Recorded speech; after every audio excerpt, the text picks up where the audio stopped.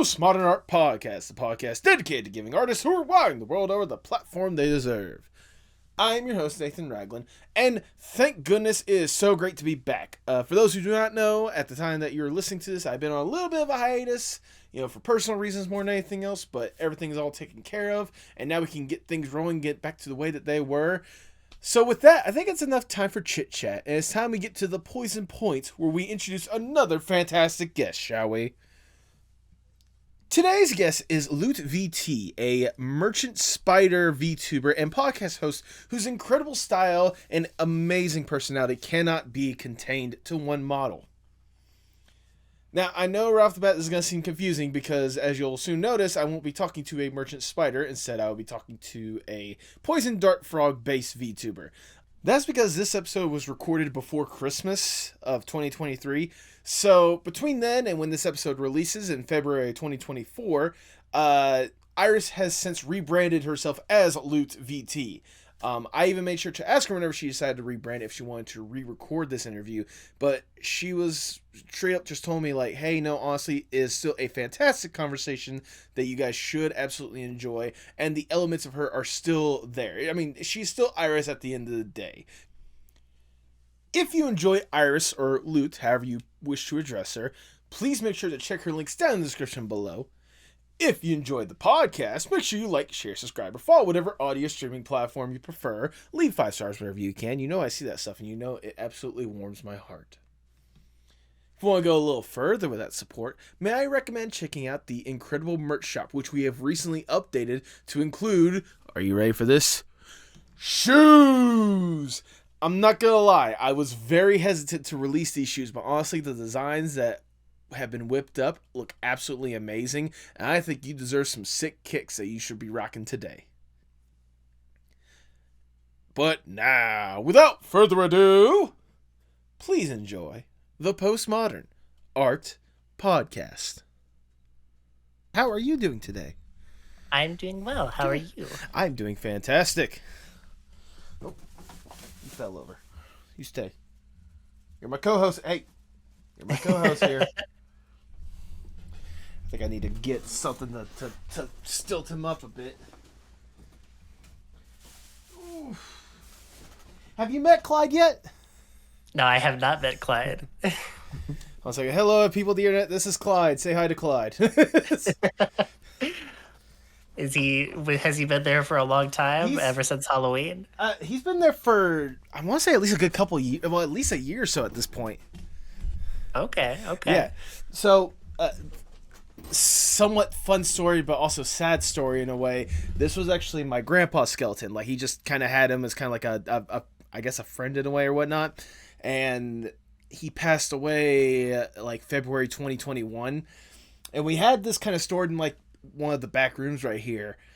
But then my sister had moved back into the house, and my dad wanted to make sure that her kids didn't mess with the skeleton, so we just have kept him in my room, and he's been here ever since. Kind of incorporated him as part of the setup in a way.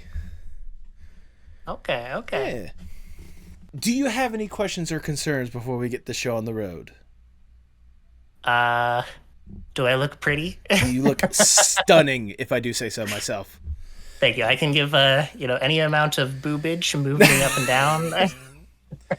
I mean, obviously, the more the better, but no. Oh, yeah. If I prolong it. Jesus. I don't know why. I like it. I have more locomotion this way, but they don't move at all. But when I'm nodding, even just a little bit, they are because gravity. It works both ways, horizontal and vertical. It does, but let's be honest, gravity is more of a force going down than it is side to side, all right? Okay, that's fair. Also, this is technology that we're talking about here, like, especially the internet that we're talking about right here. Like, more motion that way is kind of what most horn dogs are thinking of. Anyways, all right, Iris, before we really get going, I must ask the icebreaker question of the podcast, if I may. Let's say you get to go to a desert island on your own accord. It is just you alone with your thoughts. You get to kick back, relax, breathe, get to truly enjoy yourself for a little bit. With accommodations, you're not stranded on an island. It's your own like little personal B&B vacation, away from society for a little bit. Thank God. To help make sure you don't go completely further insane on this island, you can bring one piece of media or one piece of art with you to help with whatever kind of headspace you want. If given this opportunity, what would that one piece be?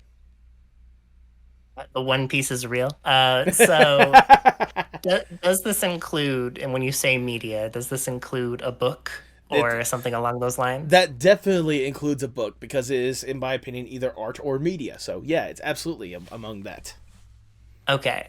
Have you heard of the book series Warriors? War. I feel like I have heard it. Like my first thought whenever I hear warriors is warrior cats, but I think it's two Yeah. different. It is warrior cats. Well, it's kind of based around the concept of warrior cats, but Okay. specifically, it is cats in the wild that are like were once domesticated and then freed, and they like got lost, abandoned by their owners. Okay. They all have their internal monologue and the way they interact with each other. The series is really long, extremely long. And if I had that at my disposal, I think by the time I finished reading the last book, I could wrap my way back around to the beginning and forget everything that had happened and start over again. Endless entertainment because who can Oh, remember yes. all of it? Which, hey, fun fact about that book series. It was written by an author named Aaron Hunter, Okay. which is actually a pseudonym. The book series is written by three people, and they Oh, all go by Aaron Hunter as their little writing book group. that's honestly kind of smart if you really think about it. Like, like I imagine my biggest concern would be obviously how would the checks like work out for that, like the royalties and all that kind of stuff, because like who would get the bulk of it? Like, oh yeah, book 2 didn't really sell that much, way to go, Aaron. Meanwhile book 12, oh, this one's an instant bestseller, good job, Aaron, looks like you're getting more of the cut. Yeah, I really didn't feel it during the first part of the series, but Mm-hmm. at the very end, when they started transitioning into what I would like to refer to as the modern day, so like 2010s at the time I Okay. finished reading, they started using new language for all of the cats. And they Okay. had this like, it wasn't like old timey, like, like ye olden language, but it was very straight to the point. They still had personality though. And then all of a sudden, all the cats started talking like, I don't know. Dot dot dot, like a lot of ellipses, and Mm. the flow was all off, and I couldn't get back into it after that. You know what? That's it. This is gonna sound horrible for me to say, but it sounds like it went more away from traditional book writing and more to modern day fan fiction. If I could just be so Yeah, blunt. like I'm not even a big fan fiction reader. I like it. Like I'll occasionally find something that I enjoy. But what I liked about this series was it felt very grounded. And so when they shifted to the fanfic writing style, it definitely hurt its reputation for sure. Well, that leads to obviously a follow up question for me in the first place. What was it about that series that got you invested in the first place? Um, I was always told that I wasn't a very good reader when I was young, Mm, and like I was so into video games all the time. Obviously, I'm a big gamer, and one of those people that told me that was, well, my mom. And I was like, okay, let me pick whatever I want at the library and I'll read it. Fine, whatever. And this was in elementary school, around the fifth or sixth grade. And the second I picked up this book, Warriors, I couldn't put it down. I actually got sent to the principal's office in class. That is how much I read books during class. well, hey, at least that's a big turnaround from, yeah, no, you can't read whatsoever, to Jesus Christ, will you just stop reading? Oh yes, yes, 100%. And then eventually the reading portion went away. The last book I remember reading and really enjoying in full was I'm blanking on her name. If you've ever heard of Deltora Quest, Okay, I don't think I have. it's a very strange action adventure series that's kind of written like a light novel Okay. almost. Okay. Short books. They're meant for the early grade reading level, like fifth or sixth grade, and they eventually made an anime out of it, which I thought was amazing. Oh. I actually, funnily enough, for that year that I read it, we had this like competition for the school, and we would mail away letters to our favorite authors. I didn't even think mine would reach the author of the show, but in my letter, I wrote it would be really, really cool to see these characters actually detailed and animated. And I didn't hear about it again. I finished the series, and then like 4 or 5 years later, I turn on like I think it was Crunchyroll or something, and at the very top, Del Toro Quest. I was like, "What? She listened to me? Just for me? Really?" And I haven't watched it yet, but I do Okay. want to go back through and watch it. So, Well, that's incredible to hear, regardless. But regardless, for the initial answer, the Warriors series. That is your answer. mhm. You're locking that in. Yeah, Warriors for sure. Then, if that's the case, I cannot think of a better way to start the Postmodern Art Podcast. Welcome, everyone. I am your host, Nathan Ragland. Feel free to like, share, subscribe, or follow whatever audio streaming platform you prefer. I think you would look fantastic in this incredible merch that's available at fourthwall.com. Link to that will be in the description below. Just saying, you would look fantastic in it. And follow us on Twitter, Instagram, and Blue Sky, and TikTok at Postmod Art Pod for future updates and guest announcements, including today's guest. She is a poison dart frog VTuber and podcast host whose suave style and seductive personality cannot be contained to one model. Welcome to the podcast, Iris Neo Lutrium. Hello. Oh my God, I'm here today. You are indeed here today. It is a pleasure to have you. How are you doing today? I am doing absolutely lovely. A bit tired, but we live. This is how I live my life. Well, if I do say so, yeah, you may live your life that way, but you certainly have led an interesting life, at least when it comes to how you want to present yourself with this incredible VTuber personality. I mean, obviously, we've known each other for a little bit at this point. I mean, for those who don't know, I know I announced it at least with like YouTube and stuff like that. I did appear on an episode of your legendary podcast, but we'll definitely talk a lot about that. But I'm certainly excited to have the opportunity to sit down and chat with you, get to talk about like how you do, how unique of your style is when it comes to presenting, obviously yourself. But before I really talk about the stuff you're doing nowadays, I want to go back just a little bit and learn more or less the origin story of Iris, or probably the person behind Iris, I guess at this point. What got you interested into art in the first place? um, you're taking me way back in time where That's the I, goal. I, I, I hardly think about this anymore because it's like not necessarily a bad part of my life, but it's a part of my life that like was broken up because of life events. Okay. So when I was a wee, well, at the time, I was a wee lad, I would refer to myself as. And I had just finally gotten access to YouTube. My parents were Ooh. very conservative Christian, and they wouldn't let me get on there until a certain age. I don't even remember. I think it was 13, so 12, 13 teenage years. And I was immediately shunted into the world of Let's Plays There we and go. PewDiePie and Cryotic and Markiplier and Jacksepticeye, all of those fellas. And watching them on screen absolutely captivated me. I love the way that they made me laugh, that they made me feel emotions, that I could be scared alongside of them because they did all the horror stuff. Mm-hmm. And I begged my dad every single day. I want a computer. I want a computer so bad. I want to be able to do this stuff. I want to be able to make a channel of my own. Sadly, I didn't really get that opportunity at all for another 5 years. Oh wow. Which, if that was in 2012 with the big boom, so 2017 was when I really got my big start, finally able to afford my own computer and start my own journey in that. But unfortunately, times had changed, and in 5 years, the era of the Let's Play died. But I didn't let that stop me. I created a channel. I'm not going to name what that channel is, not out of like embarrassment or for like doxing. It's just not my proudest work. But I released in I think 3 years. I released 300 videos. Oh wow. Um, I played through like I don't even know how many games at this point. I had gone through like 20 to 30 Let's Plays of video games, and I reached a point where, my life had been developing. In the IRL, I got married actually. Oh wow. And I was like, okay, well, I'm in a relationship. Admittedly, spoiler alert, not a very good relationship.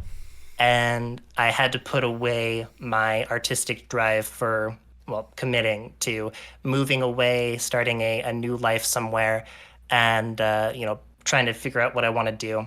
And on the aside, I know that this isn't really maybe what you would consider a modern art thing. I guess it is a little bit, but my profession is being a cook. I'm a culinary artist. That's like the only thing traditionally that I can do outside of a computer is make food and recipes. Mm-hmm. And so I decided, you know what, I'm going to pursue this really hard. I'm going to make this my career. And I even planned on going to college. And that was for like 2 years. Didn't touch any content creation in terms of YouTube and all that stuff. 2 years pass. A fortunate day comes. Divorce happens. We don't have to. We could gloss over that. That's Yeah, fine. we don't I'm have fine now. we don't have to dwell on that. I got you. And after that, I felt a loss of identity. I Okay. felt like I wasn't myself anymore. All the things that I loved, I felt like was part of my relationship. And with the schism, uh, it was like I didn't know where I wanted to be, and I searched everywhere throughout the depression that was had, and living on my own for the first time in since I was married. I eventually, I kept on doing the cooking. I eventually stumbled onto my dream cooking job. And it was during this time that this is going to be a little bit of my trans story. We're going to Okay. mix it all in together. During this time, I cracked a joke to one of my more elderly coworkers, and she said, "Oh, you're so cute," and that resonated inside of me, and I was like, "Why does this make me feel bubbly? This doesn't feel right. I'm supposed to be the big tough guy, right?" Mm-hmm. And, the following day, somebody said that I look handsome. And I suddenly didn't feel so good anymore. And it finally dawned on me after a little bit of soul searching that I wasn't really comfortable with being the man. When I was married in a traditional Christian relationship, they usually tell you you got to be the man of the household. I had never really subscribed to that notion. And I think that's part of the reason. Um, okay, cool. I'm a woman. I'm gonna explore this part of me. I asked my friends. I asked them to call me a specific way, as you know me today, Mm-hmm. Iris, she, her, all that stuff. And then one day, I was sitting with my friend. We were watching anime together, and I don't know what it was. We turned on YouTube or something, and embarrassingly enough, I hate to admit that this was like my introduction to VTubing. Okay. But we watched a Nyanners clip, and I was absolutely enamored. I was like, "Oh, I've heard of these people before. These VTubers. Wait, Mm. is this possible? Am I gonna have to sink like a thousand, $2,000, $3,000 if I wanted to try this?" So I hopped on Twitter, and no, it turns out it was a almost like you could just get a PNG avatar and start streaming right away. And immediately when I figured that out, I started saving money. And well, then we come into where we are today. This is that's like the push into my VTubing career. That was more or less the spark that led to basically the amalgamation of the person that I'm talking to today. Yes. If I do say so, that is quite the origin story more than anything else. Just every single step of that process, like just Hmm. kind of, you know, like not just the origin of what got you interested in the art, but like content creation, a different kind of art, which I definitely want to talk a little bit about because I will be honest with you, Iris. I have been dying to have someone of the culinary arts on this podcast, so I'm glad Oh, you're. yes. So I'm glad you're more or less like the step that I'm looking towards to when it comes to that kind of thing, and then Hmm. obviously again the origin story of the incredible person that you are today. I mean, if that it's almost movie-esque at this point, like straight up. Like, are you sure you're not reading a script? I mean, I know I wrote some stuff down, but this isn't a script. This is just a couple questions. So I don't know where you're getting these lines. Oh yes, throughout my years of learning how to talk, because when I was creating content on YouTube, I tried my hand at the YouTube streaming, which I was quite successful at, Okay. surprisingly enough. But I learned how to talk to myself, and whenever I was editing a video, I'm not as good as I am now. I've kind of given up on it, but the uhs and the ums and the likes and the pauses ended up becoming less and less because I was so frustrated with cutting them out of the video. I would just every single time I heard an it gone out of the video, and it quadrupled the amount of effort I put in, even though it really didn't even need to be that way. People kind of like that the stuttering because it's personal. Yeah. You get a little bit of you in it, and you kind of lose the. I guess it's more professional, but I've never been one for profession. There, there's a difference between professional and personal. You have Mhm. the professionalism, but you kind of lose that kind of personal touch. You make it seem like you're just putting it out there for a performance review instead of creating like a fun interactive experience that your friends and family can be in on. Mhm. I The mean, best way I can put it was I I obviously can't tell you where I worked, but I right. one of my bigger restaurants that I worked for, I traditionally was researching all of this stuff. I wasn't qualified for the job. I'll just flat Mm. out say it. I cheated my way in with the intent of I would do my absolute best, try my hardest every single day, and I did. It worked out. But one of the first things that the head chef taught me was I was trying to cut things very prim, proper, precise. Everything had to line up. And he said, no, do it over again. I want it to look rustic. Uh, it Oh. it needs to look like you both cared, but also you didn't care too much. And that actually stuck with me as an ideology. Not being too professional to the point where you lose that bit of personality, but having that little bit of care, that little bit of love in everything that you do, it gives you a lot of wiggle room to experiment and be yourself.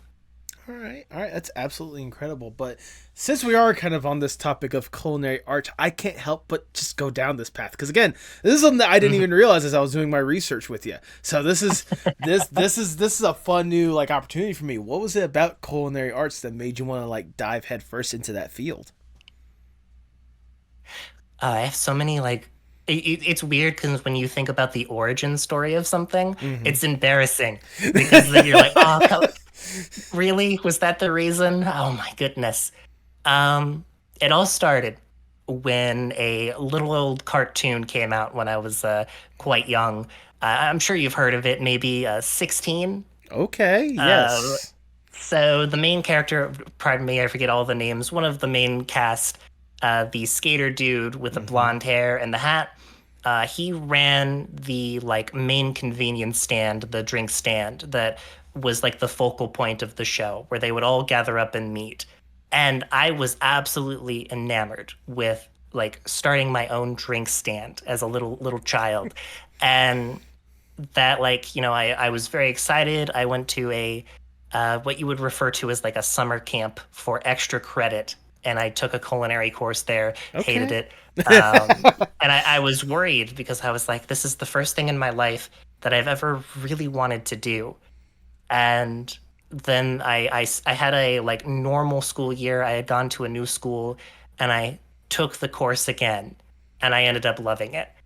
And food service for me, there's like this satisfaction, this like a little dopamine rush in my head when I make something and I get to see a smile on somebody's face, and that like carried me through like well, it's carried me through every kitchen job because not a lot of people know this, or perhaps if you do, then I'm on your side.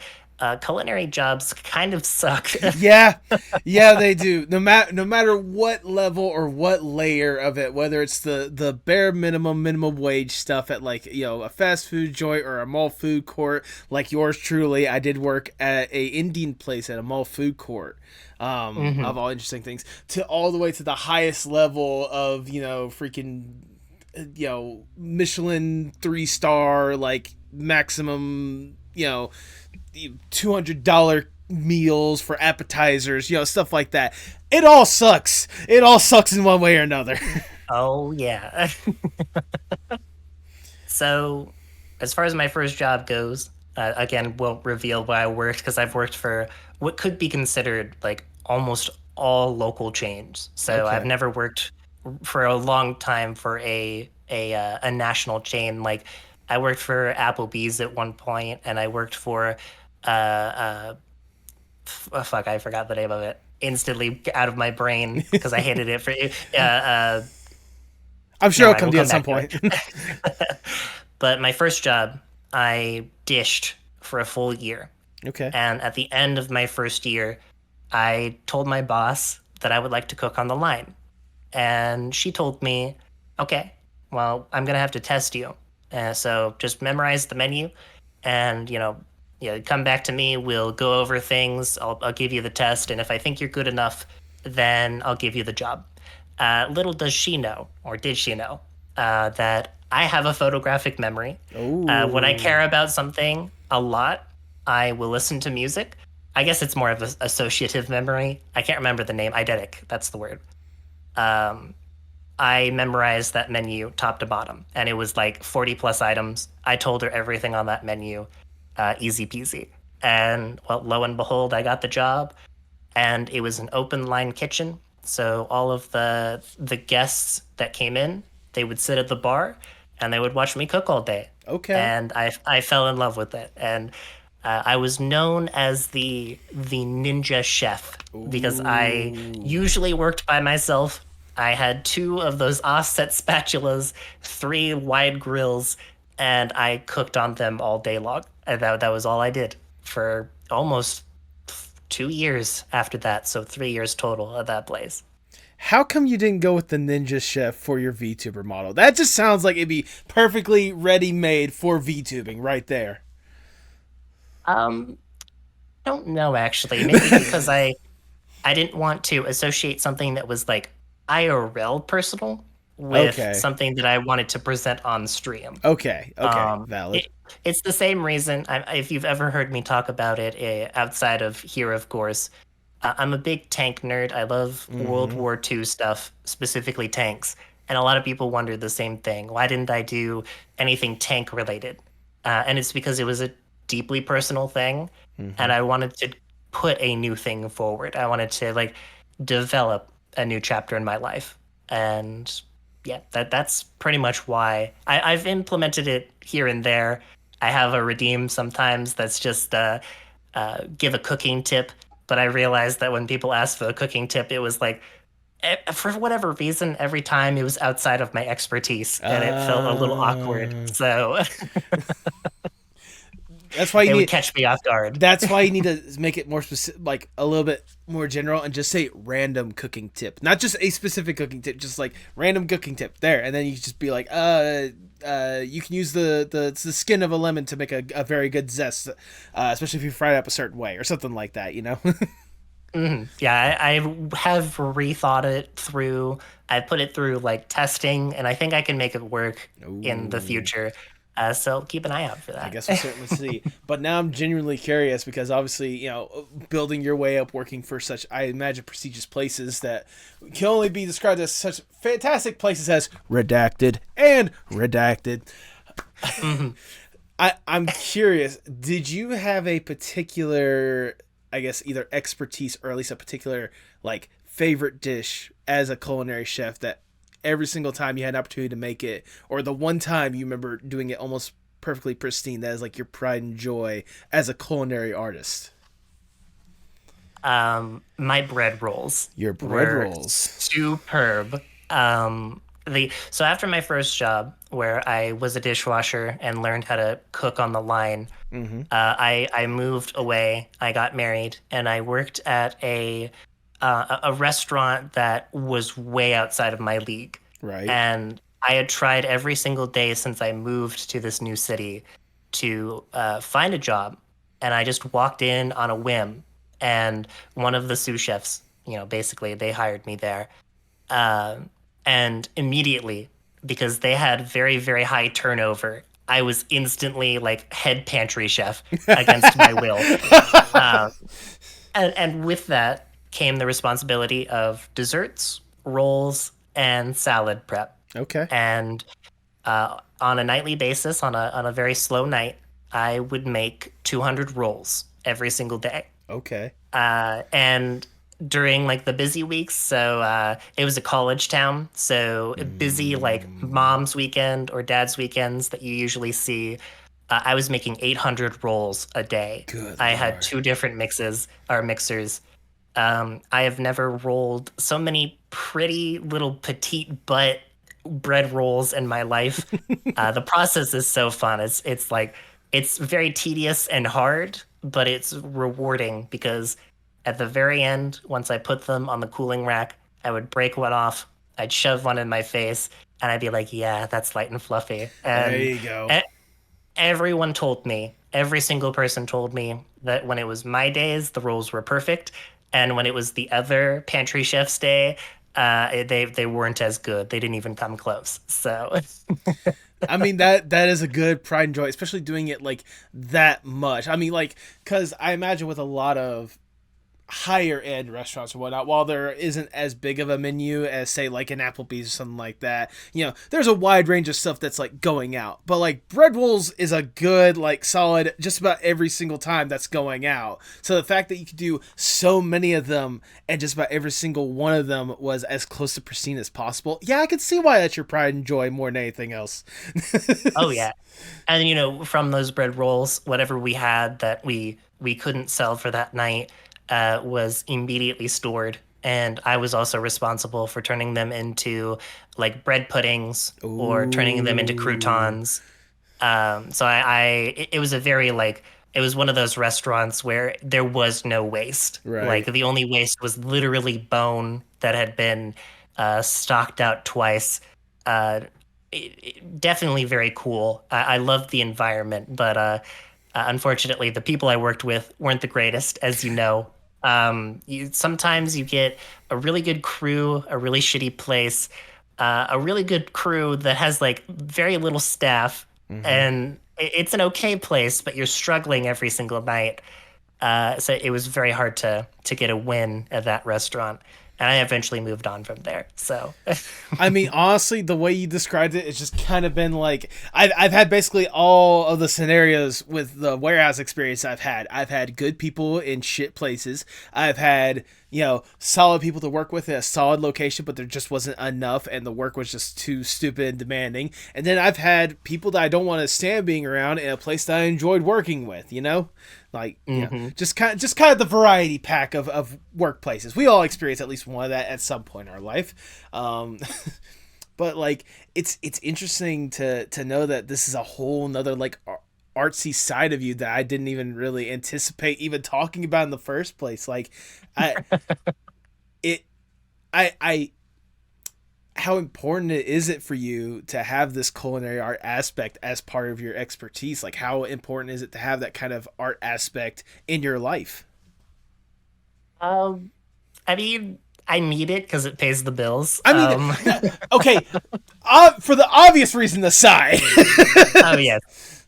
Um, I mentioned it a bit earlier that it was hard being a pantry chef to start, I will Mm-hmm. admit, because I have like I wouldn't say like big hands, but I have very slender fingers, very long slender fingers.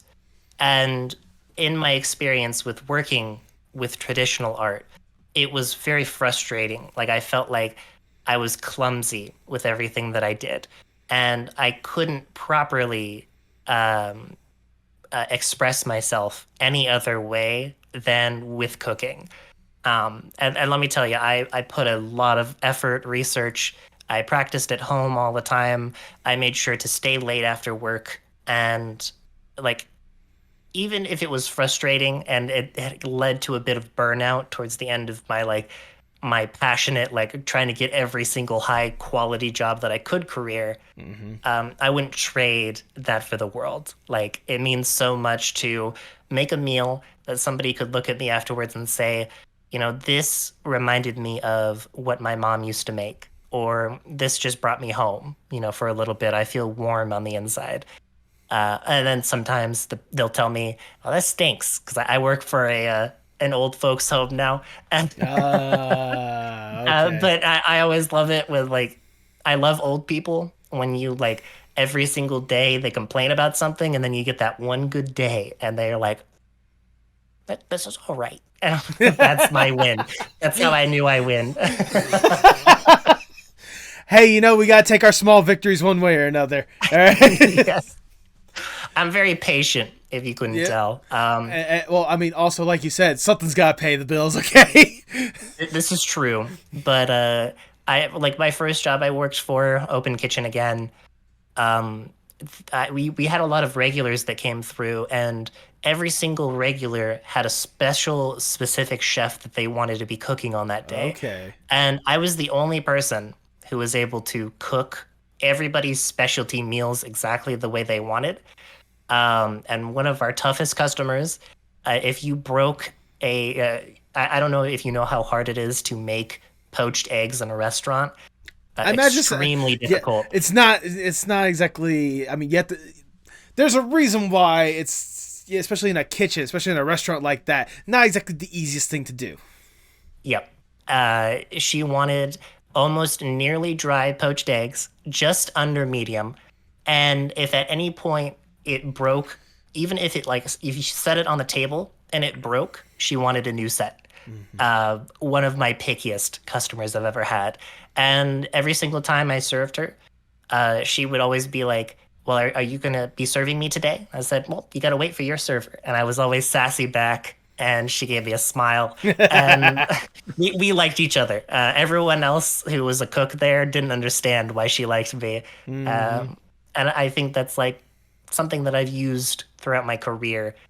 I don't know if you've had this experience where if you work in a position, so let's say you're a dishwasher, Mm-hmm. and a lot of other people will move out of that position and they're like, well, my life sucked, so I'm going to make it harder on the dishwasher now. Um, Mm-hmm. I don't get that. I have a hard time comprehending why somebody would do that.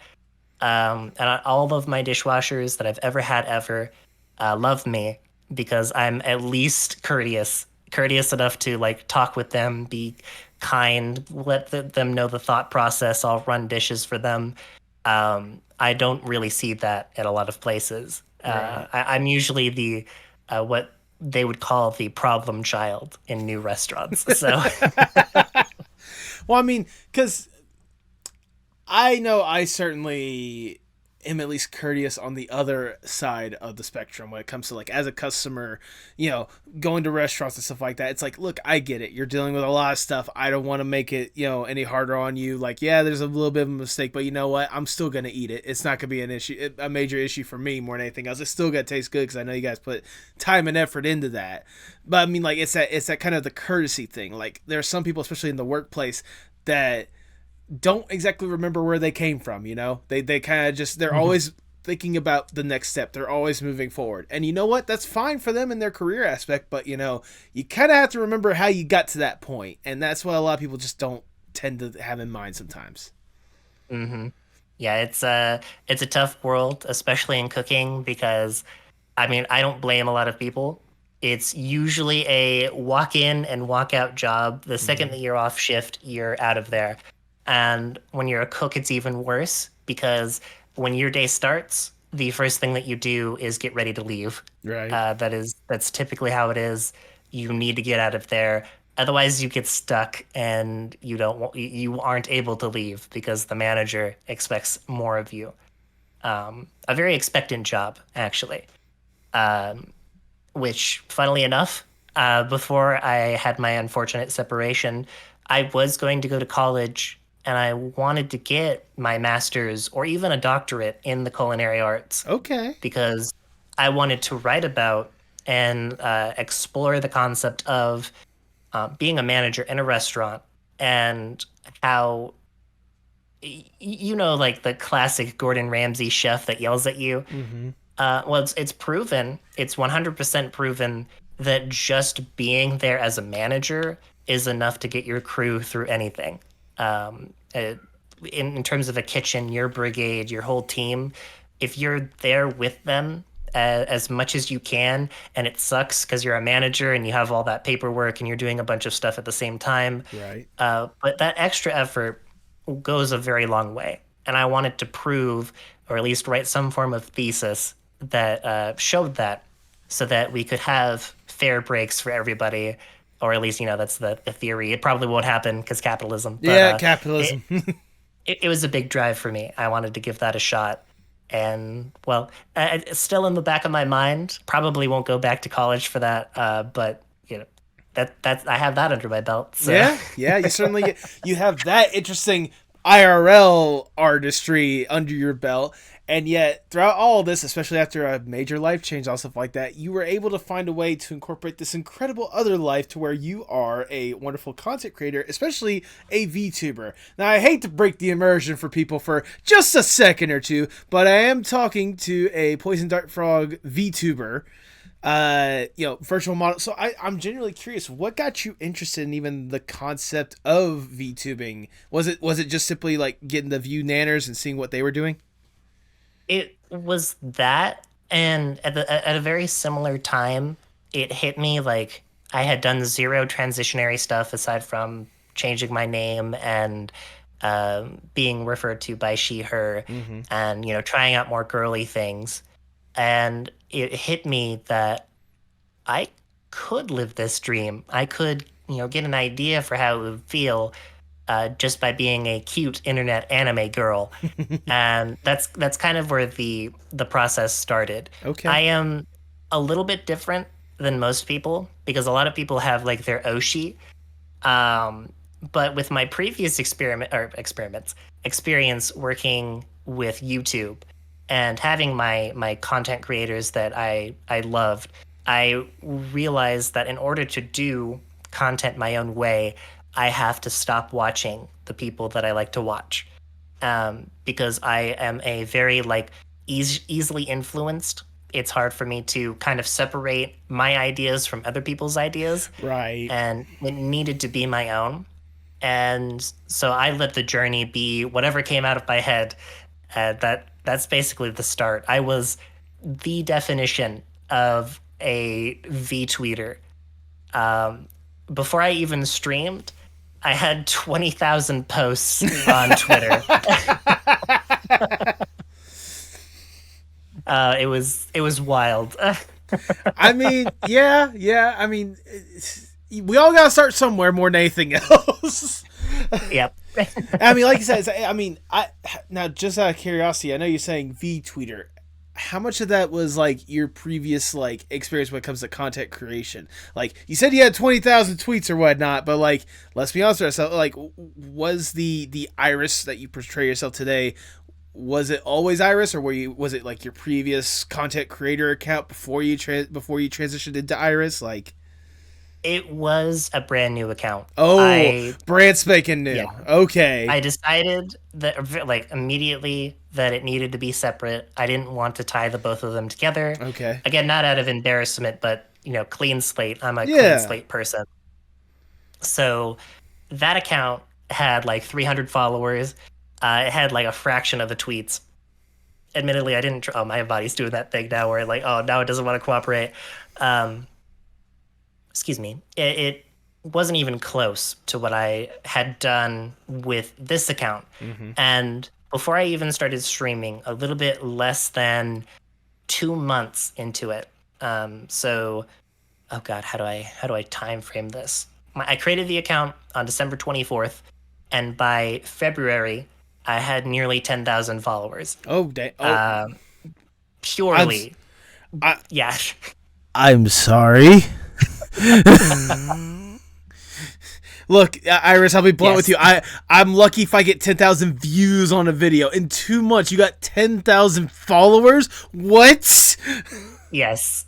I did a bunch of things that nowadays a lot of VTubers see as, kind of taboo. I did and I need to preface this. This is super important Okay. because I will not do things without a clear intent behind them.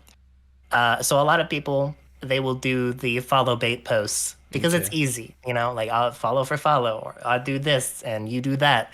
Um, but a lot of the things that I do, almost like 99%, I do it with good intentions. Okay. So I was chronically online on Twitter every single day, posting 20 times per day in replies, if you include those.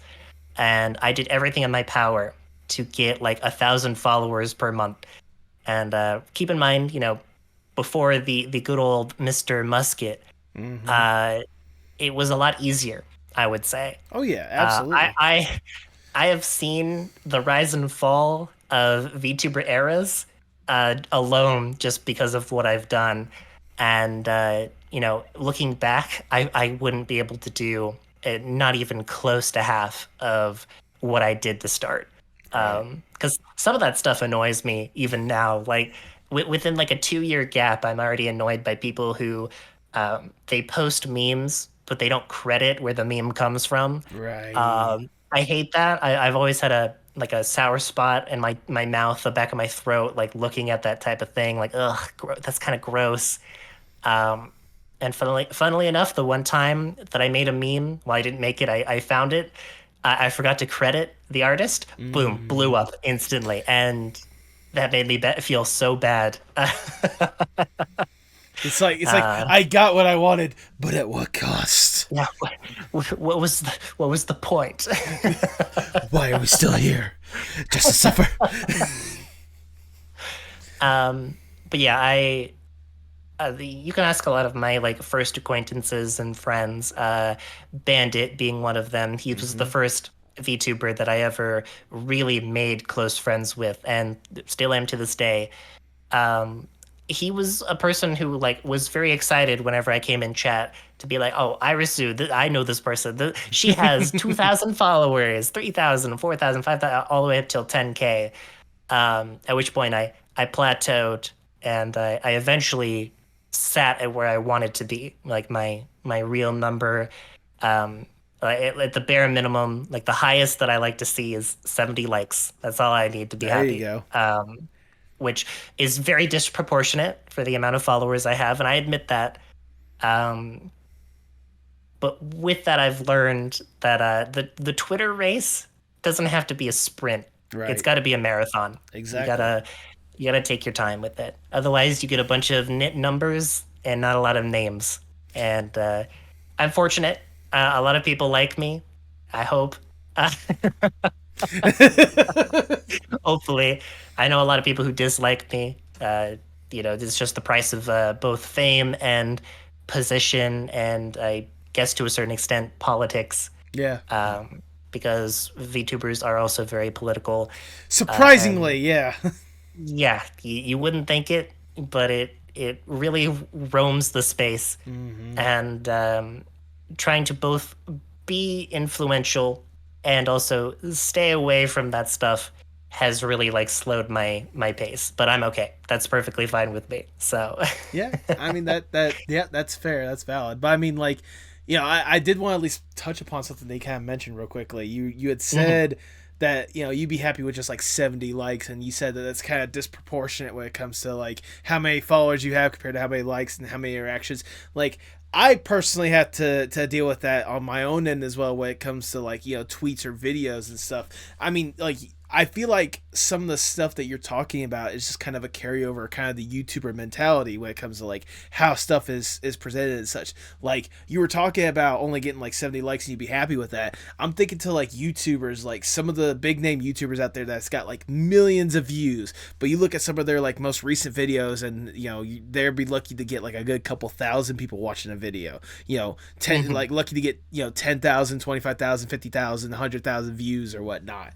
Like, it's just kind of like the way that the internet works is like, yeah, the subscribers is definitely a big number. It lets you know that people are aware of you, but like the active users that you have is a totally different game, and something that, at least for it, me personally, content creators should cherish, and anytime they have like a person that's always constantly reacting to their stuff. Oh yes. If It's not the same for everybody. It really depends on what you want to do when you create content and you're doing streaming of any variety or video creation of any variety.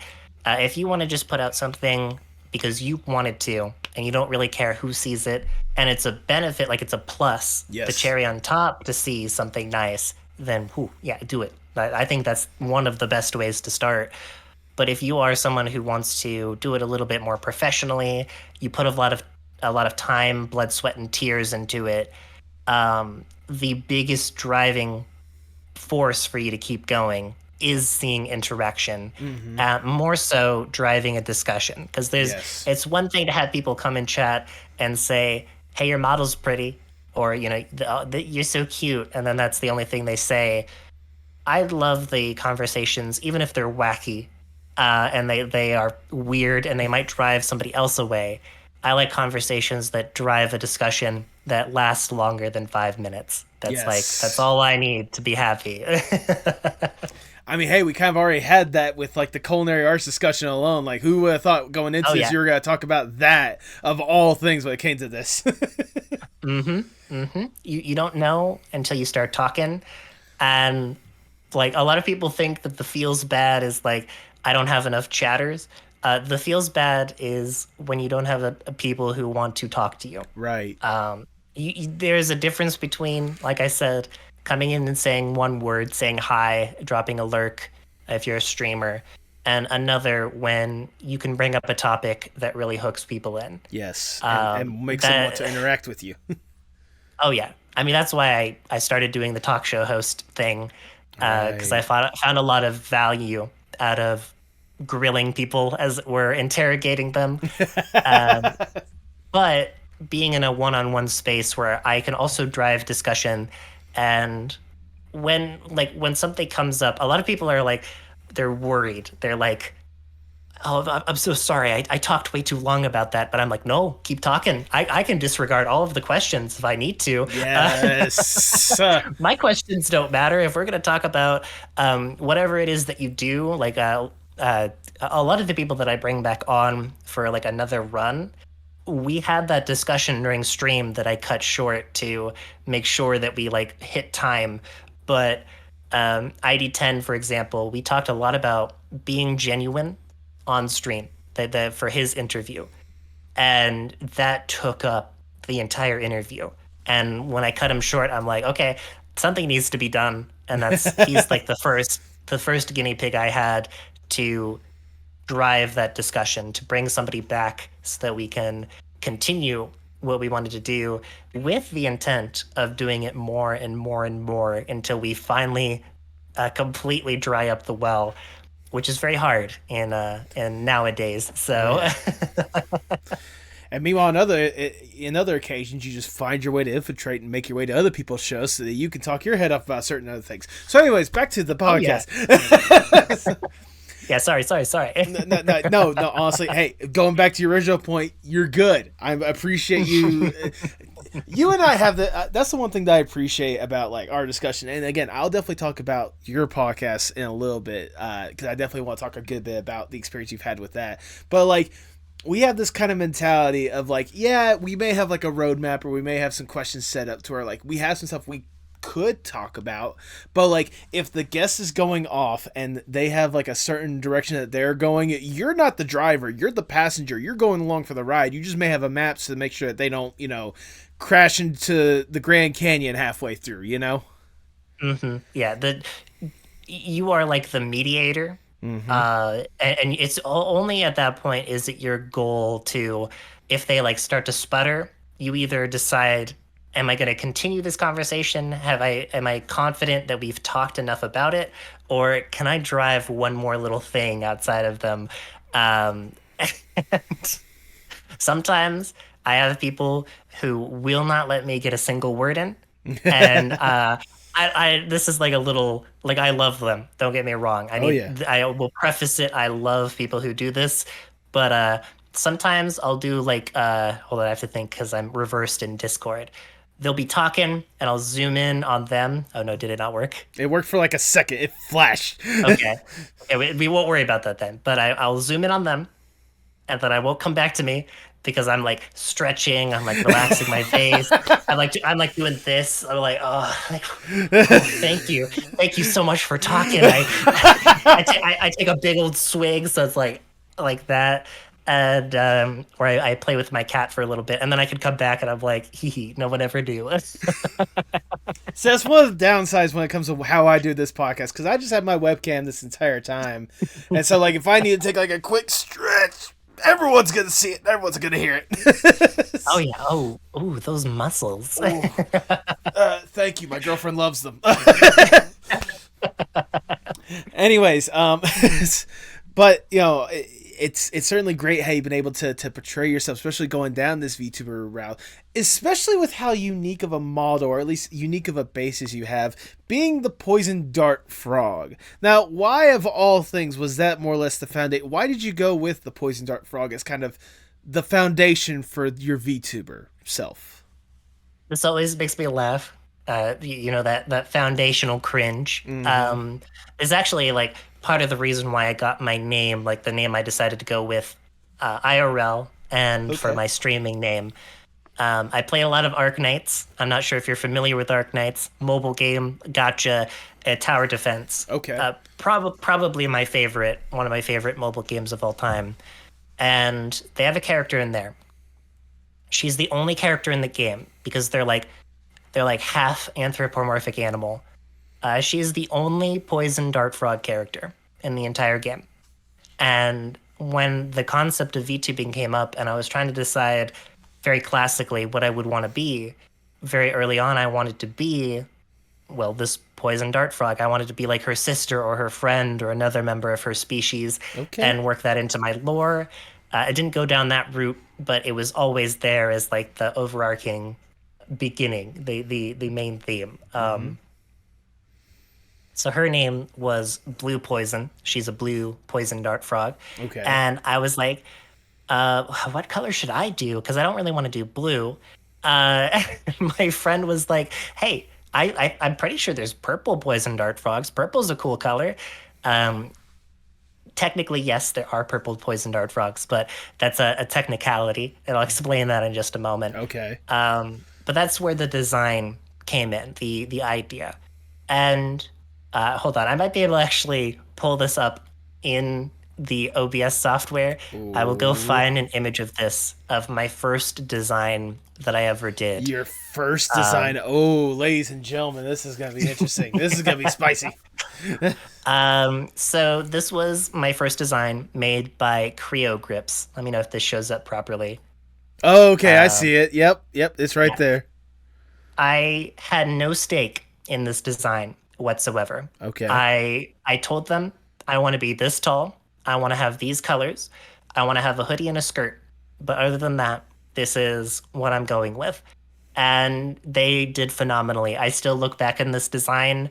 Their art has improved since then, which is extra cool because I think this looks great. It does. It looks really wonderful. Yeah, this was the baseline for the character that I went with. And when I went live streaming, I actually didn't use this one. I actually won a competition and I won a chibi, a little version of myself. Oh, look at that. And I used her on stream. So this is where I got my start. Okay. And you know the design elements are all there. I'm very different from what I look like in these images, but that's also part of my creative process, which I'm sure you'll ask me a little bit about. But You're reading my mind that's just the a little origin. bit. That's my origin story. No, that's great. That's cool to know. That's obviously like the foundation for it. I mean, like, especially seeing like how you first started to present yourself with this cool little model, and then eventually getting into the third dimension as well with the Vroid models. Which I'm genuinely curious. Mhm. How were you able to finally take that leap into from just PNG tubing to like the actual V tubing with the Vroid model? Who was the one that kind of led you in that direction? So you've interviewed them before. It Mm-hmm. was Pinch Raccoon, at Pinch Raccoon, aka my partner now. Hey. Um, but at the time, I had expressed, I was going through it. I tend to have ups and downs in terms of my creative process. And I was very frustrated that I couldn't move. It was taking a very long time for me to get a live 2D to the point where I could afford it. Mm-hmm. And Pinch offered, because they made their model, they offered to help make, well, the previous rendition of this character, which I'm gonna you don't see any of this happening on screen right now. This ain't happening. Um, but my new design, aka Neo, was what became of what Pinch made for me. So I'm gonna be blipping into existence here. Just a moment. It's gonna take its time. There we go. There we I stepped with the go. crown. You saw the crown. Well, The, yeah, crown aside, I can't remove that at the moment. But this is like the classic model that a lot of people know me for. yes. That I started Poison Points with and kicked off a new character arc with Words Are Hard. Um, Words are wonderful, aren't they? 100%. Um, and this character is a character born purely from depression. And I'm Okay. not kidding you. I had no way, I didn't know what I wanted to do. And I had always been interested in a VTuber that allows their emotions to like write the story and develop the character. Mm-hmm. So what that looks like, or it looked like at the time, was I went completely AWOL from Twitter. I went completely AWOL from streaming, and I came back with this. And on the in between, I created tons and tons and tons of content that actually, like a lot of people in my group and many people on Twitter were following like an ARG. And that level of storytelling was what I knew I wanted to do as a content creator. So Right. if the first part of my journey, that silly little dart frog with the hoodie, is like my gaming phase where I'm like, yeah, I'm just gonna turn on a game and play it. This was the niche, the fabled niche that they tell you to find when creating content. So I mean, I'm glad you're kind of leading more along that path, especially showcasing the original, I guess Neo model for this point or whatnot, which like leads me to this kind of question, like what exactly, like you said that during that little period you went AWOL, it kind of clicked that of how you wanted to tell, like you actually wanted to tell a story. So mhm. what exactly is more or less like the storytelling process for you? How are you, what is kind of the vision you have in mind, and what steps are you taking towards to kind of make that a reality? um, I don't see this a lot. The reason why I wanted to do it was because I see a lot of people, they stick out a lore document and then they never act like the lore on the stream. Right. And I wanted to bridge that gap of character roleplay and a little bit of myself in between. Hence the whole concept of this character who has the sharp nails, a lot Mm-hmm. of like symbolism on the model and everything, that shows up out of nowhere and interrupts, the original Irisu's debut stream. And I got to tell you, when I did it, uh, I scared. Everybody was freaking out. They were like, "Oh my god, what is happening right now?" And it was a big success for me, um, which is how I wanted to tell content or show content. I came across this quote. Forgive me, I don't want to spend too much time looking on who said this quote, but this is actually an artistic quote. Um, the quote is, "Art should be made to disturb the comfortable and comfort the disturbed. And Oh. that is my motto. I want people to look at my content with its real reality, a little bit of reality in it, a little bit of me, and how I feel sometimes when I look at a situation online or with content and I feel like I'm going insane. I want people to look at my art and feel content knowing that they're not the only one that feels that way, that specific way. And on the flip side, everybody who is like comfortable, they're okay, they're a little uneasy because I feel like uneasiness drives thinking and discussion. And that's always that's like if I had like a job description, if that was like the thing that was plastered in my wallet or on the wall of my apartment or studio, that is my mission statement for content creation. So I mean, that's honestly a good mentality to have more than anything else, and especially with how you've been able to like tell this story so far. You've done a fantastic job with it, if I do say so myself. Like thank the little ways you've been able to almost toy with everyone's like perception of what they're seeing, what exactly is going on, the way you're able to present like certain characters in certain situations. I mean, obviously, you know, the Neo that I'm seeing right now or whatnot, a fantastic design both with this one and the updated outfit for, you know, season 2 of Poison Points more than anything else. I gotta Mhm. say, personal favorite details, the nails. I just love like the little different color nails like that. That's just I instantly see that and I love it. Like I don't know if it's just like, you know, the visual of it that just instantly has me glued to that whenever, especially whenever you do that little thing or whatnot. It's just it's an aesthetic. It is a vibe. When I cup my hands together like this, like I'm doing the pondering, they really slot really nicely Yes. in between. So fun fact about these were a mistake Oh really? because the program itself is very finicky when you're making a Vroid. I was supposed to have rounded fingers like Krogunk. Like these little snubs here were supposed to be Krogunk inspired, with like the Oh. poison jab.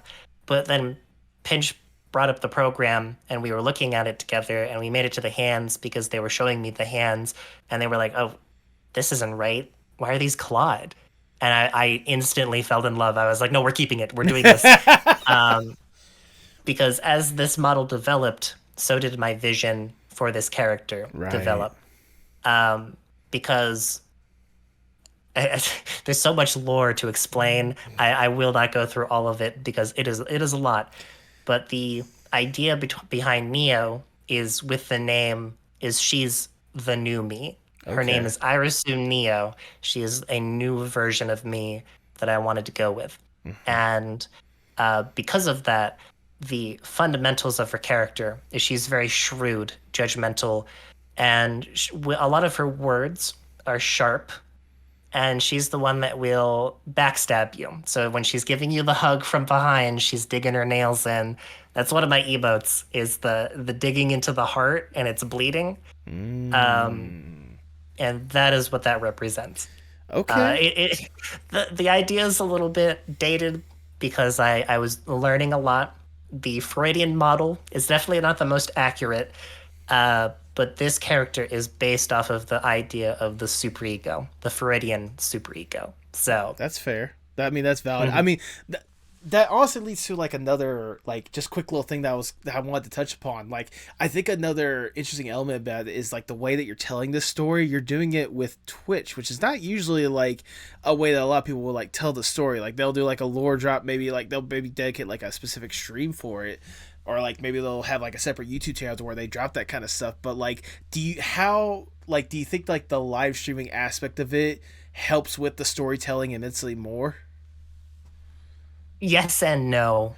Okay. For whatever reason, a lot of the streams that I do, like what I when I do my lore stream, they're never announced. Like nobody really knows about it except for the friends in my group. Mm-hmm. Um, but for some reason, people I've never seen before or like chatted once will show up for those streams, and it was really weird. Um, so when I do like the big preparation, I've prepared all of the timing and everything that I need, the video, and I put it all out without any breaks, without any like, okay, we need to pause for a second, and seeing their reactions.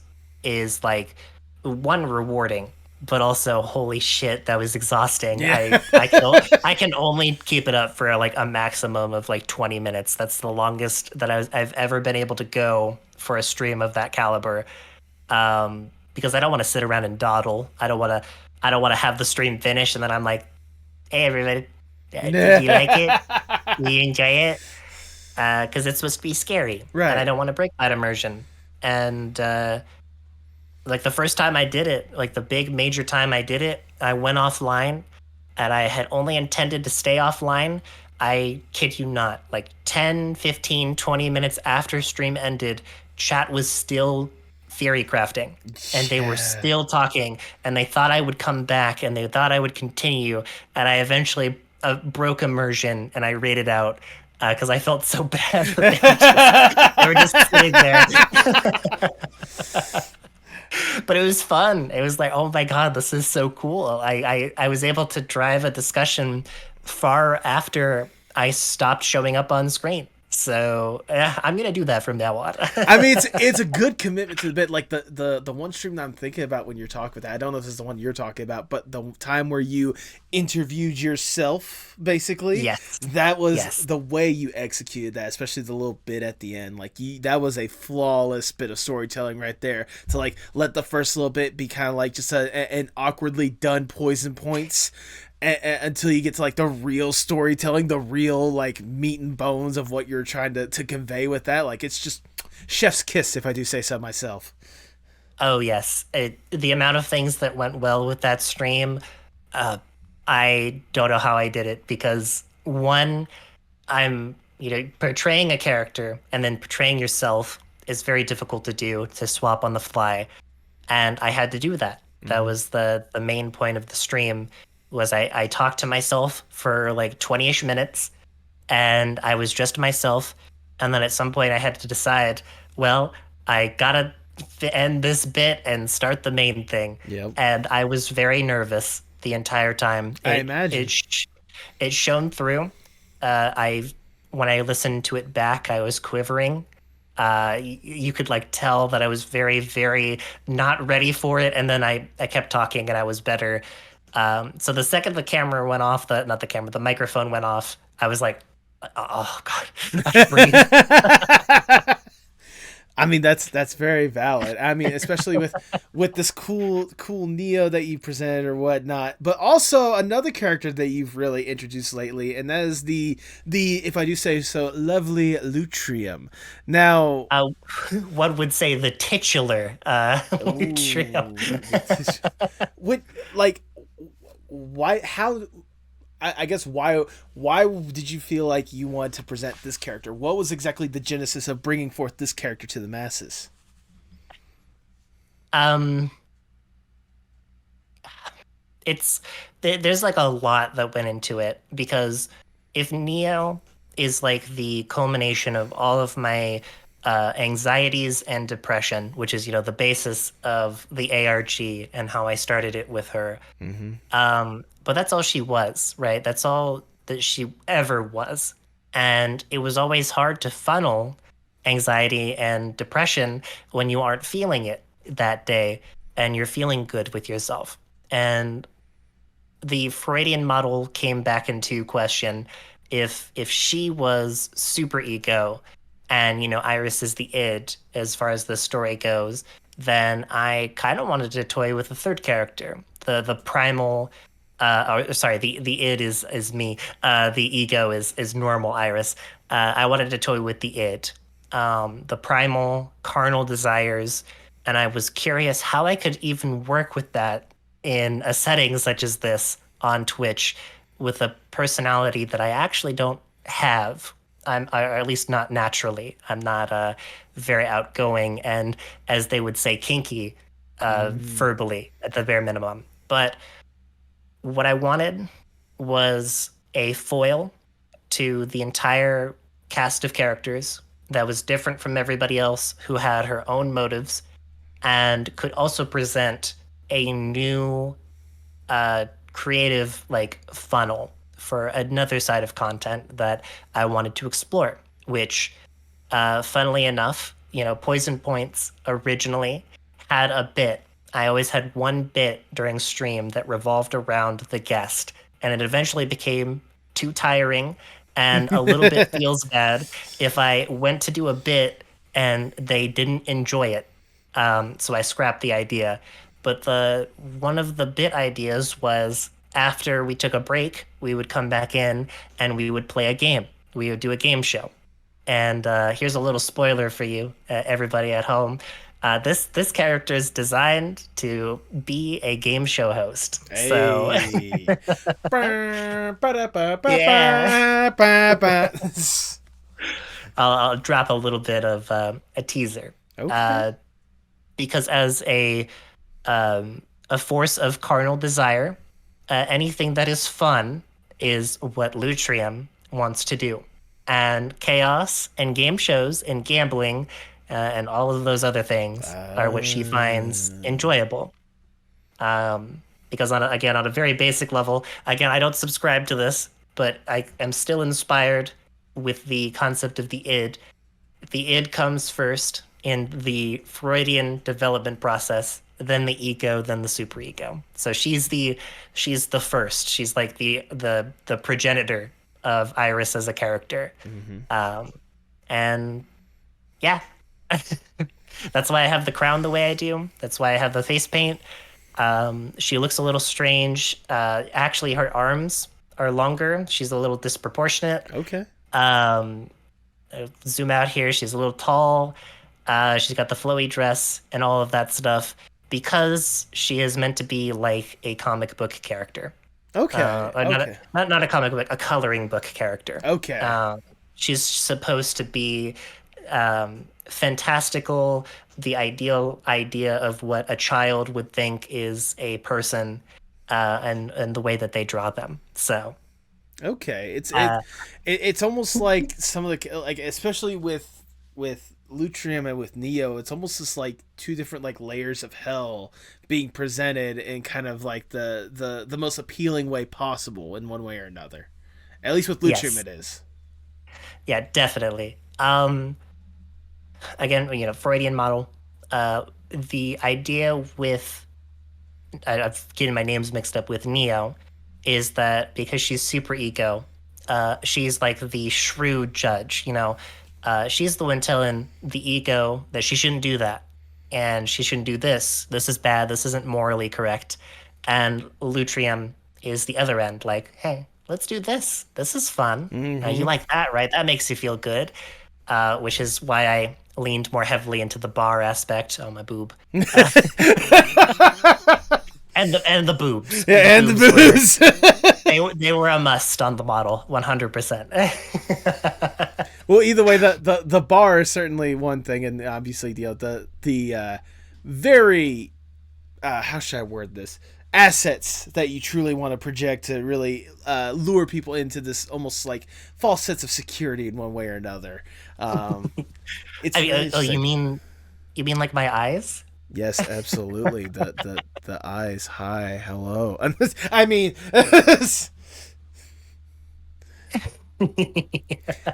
I mean, like it's incredible. Like I said, the way you've been able to like project these characters and really present them on stream or whatnot. But it also leads me to another question. Like obviously you've invested a lot when it comes to showcasing Lutrium and all this stuff, and like Neo's obviously been a major part. But throughout all the storytelling and stuff, there's one question I have to have: where is Iris?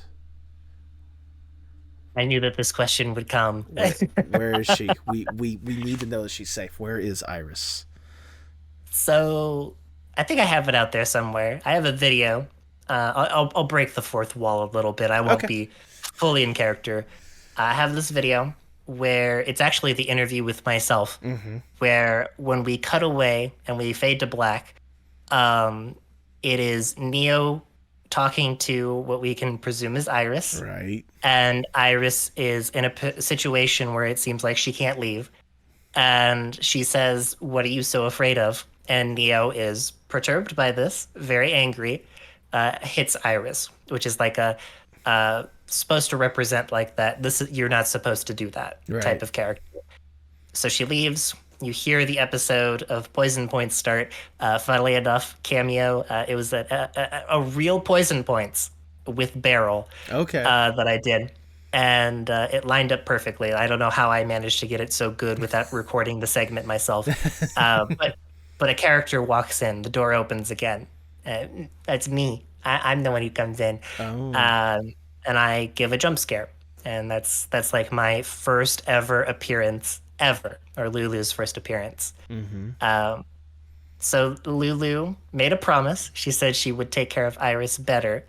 And that is yet to be seen. We have not seen an inkling of her, but she is still around. So, Okay. Okay. Well, just know that Iris, if you're out there and you can hear this, we're looking for you. We're here for you. Okay. I mean, the really deep meta lore, which has been revealed at this point, is that all of this around me, myself, Neo, the Poison Point Suite, which is all the way up there. Say hi to Daphne. Hey. Um, all of that, all of this is happening within Iris's mind, like a real Oh. Iris's brain. She's trapped in the headspace. She can't Okay. get out. Something has caused a comatose. And outside of here, there are scientists, which who I've bent to my will because I got Mm. that little power. And where I'm still developing the story. Like I won't share everything, of course. The spoilers. Um, but when time permits, it'll eventually develop. I promise. Okay. Okay. Well, if that's the case, then I'll just say, Iris, wake up. Iris, wake up. We're here for you. Wake up, Iris. Wake up. Wake up.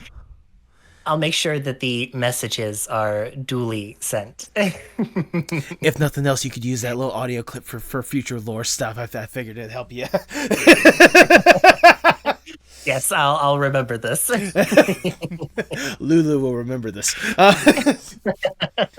And obviously, one of the big things you've been able to present with this cool little storytelling stuff in between that we've obviously touched upon in many different times through this conversation is this incredible podcast you host as well called Poison Points. Now, Mhm.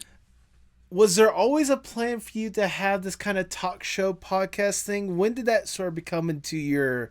When did you decide that that's something you wanted to include with your content, and how exactly did the concept of Poison Points come to be? Um, to delve into the nature of the beast, you must first understand what the beast is like. Okay. And the beast, being me, is somebody who likes to look at things, and if I don't like it, I want to do it for myself, but better. And I've always seen this concept of VTuber lore, and I've mentioned this a little bit, that I feel like is just not touched upon. It's never a major part of the character. Mm-hmm. And I also saw a lot of people doing talk show streams. So Takahata's Weary 101, Right. Alara's Tea Time, and that's like a podcast. That's a typical like, hey, we're just talking. Whatever happens, happens. I wanted a structured interview where I both got to learn about the person behind the model, much like you're doing right now, and also have a little bit of that time dedicated to role play. As cringe as it may come, I fully accepted that it could be awkward, Right. but it was ultimately a lot of fun. And I like the reason why I kept doing it and why I wanted to do it, where it came from, is that depression arc where I just have a thirst for knowledge. I'm very knowledge hungry, and it helps me like cope with a lot of things because I get to think more and more. Maybe you need a therapist. Oh well, but I mean, what VTuber doesn't need a therapist? Anyways, go on. but I wanted to like what a lot of people have had. I've had on the stream and the podcast. I wanted to get something that I thought was underrepresented, Mm-hmm. more spotlight, the lore specifically, Okay. because it's creative. You're telling a story, and thusly, naturally, that is a part of you that is presented, and I wanted to tap into that. And some people, it's difficult. Admittedly, it's hard for them to already come onto a show and talk about themselves, especially with like low personal self-esteem. But other people, even people I wasn't expecting, we've had full-on bouts in character that like it floored me by the end of it. We were fighting in character, and that was cool. It was like a D&D session, but improv on the fly completely with little to no planning. Right. And yeah, that is like where my love is, why I keep doing it, why I actually have to like cut myself a little short because I want to do it a little too often. So I mean, to be fair, like the way you've been able to present poison points and like really going in on like the guests that you've been able to bring on and like their lores and such, it's really one of the most intriguing things. Like you were talking about is something that's underrepresented that you wanted to showcase a little bit more.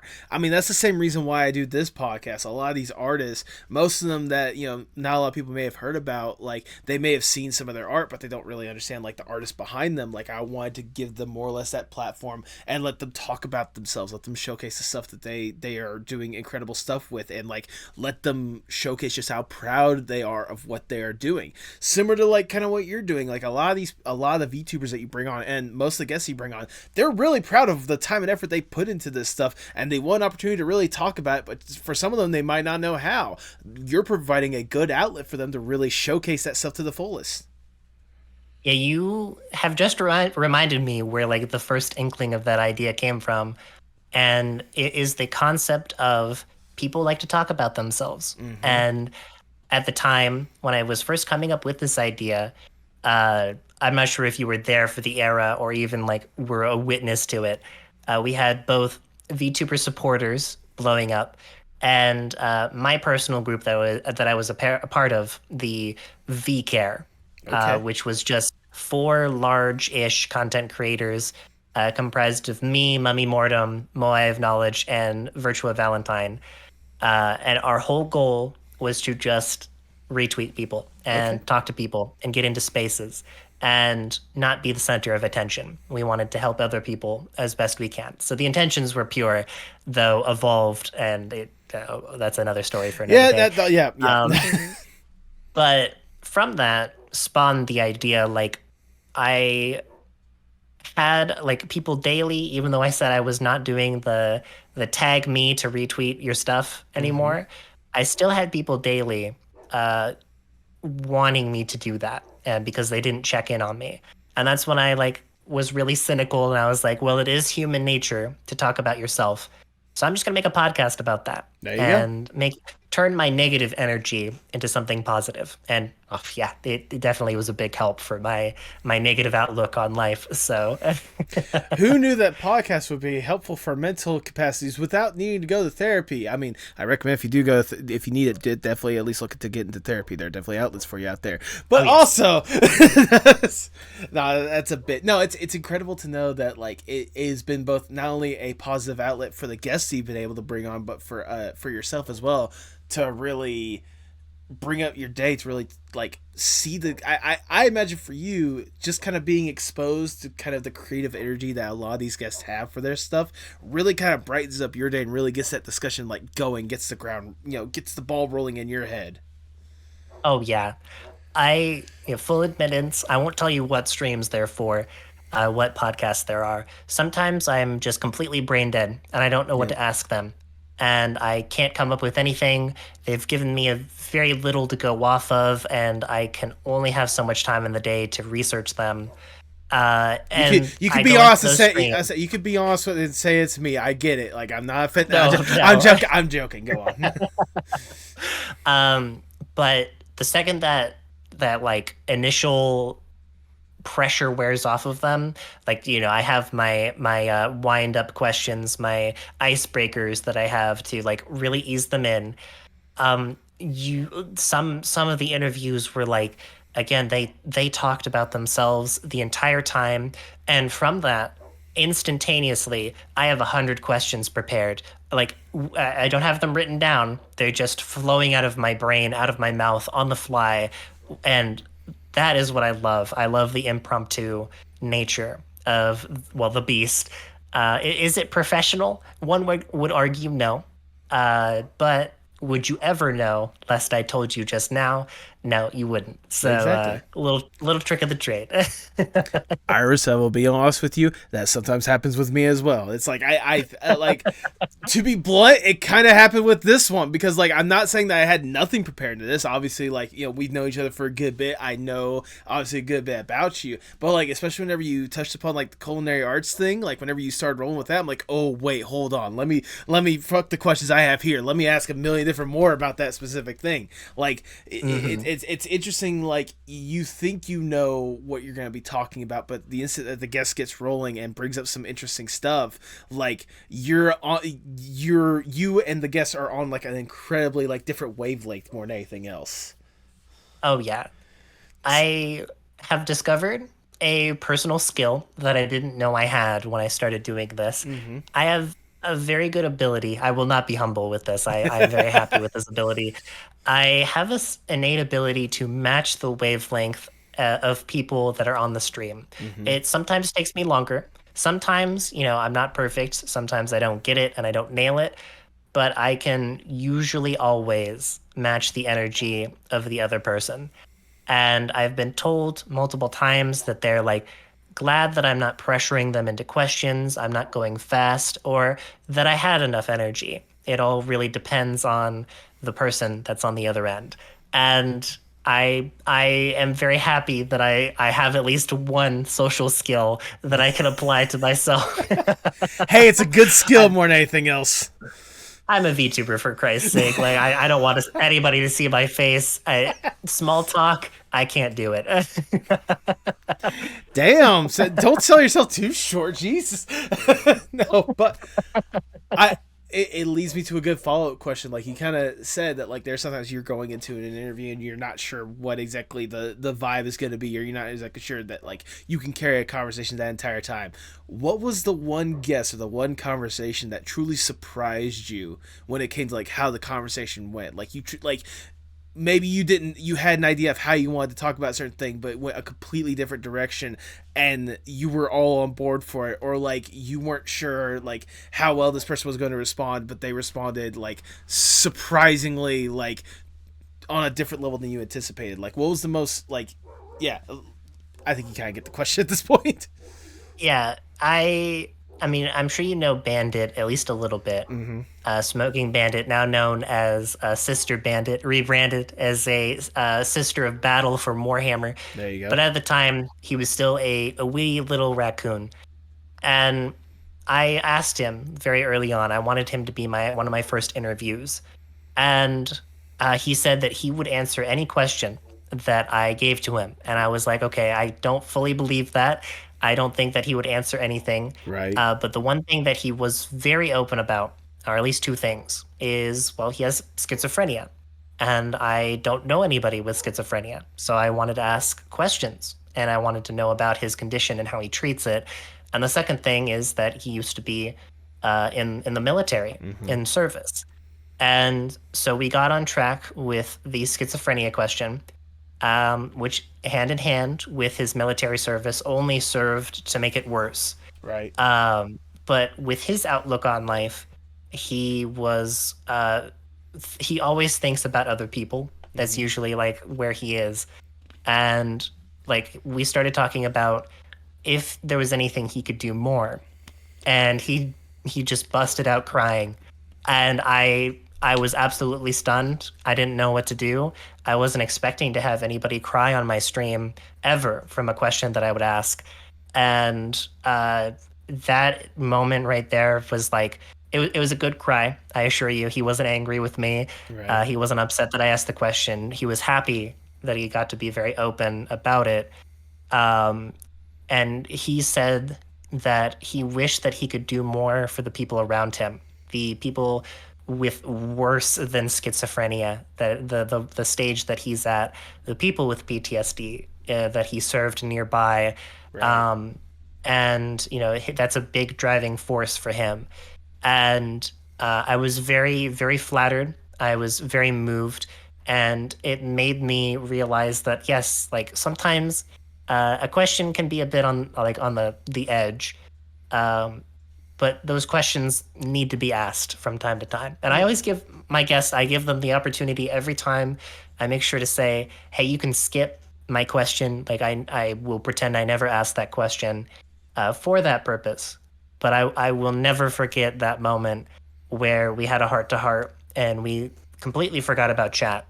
And chat was definitely scrolling with like lots of love and everything.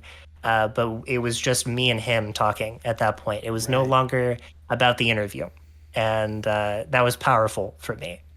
It Unforgettable. it's almost a privilege to kind of have that kind of conversation in a podcast, isn't it? Like having a person truly be more open than they probably ever have been, really open up about how they truly feel about a certain situation that you didn't even anticipate. Like you kind of went in, I imagine you kind of went in, thinking like, yeah, it's gonna be a lot of fun, silly time. Maybe we might touch on some serious stuff, who knows?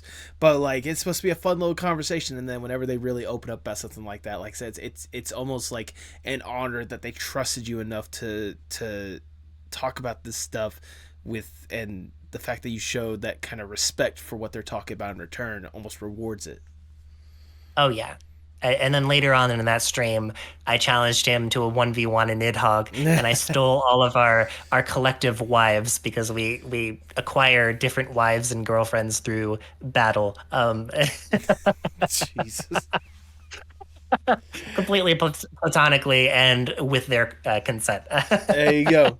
There you go. I mean, obviously you've had like a incredible like group of people like coming through, come and go through the podcast. I mean, just to go through a list of people that have both appeared on your podcast as well as my podcast is obviously Eldritch Grandpa, Too Much Sasha, Maxwell Keith, the wonderful Pinch Raccoon as well. I think someone you're very close and personal to. And of course, I mean, it's kind of, bragging a little bit, but I may have made a quick little appearance on there and had a fun time talking on there. Thank you once again for allowing me to be on there. It was a really fun chat. Of course.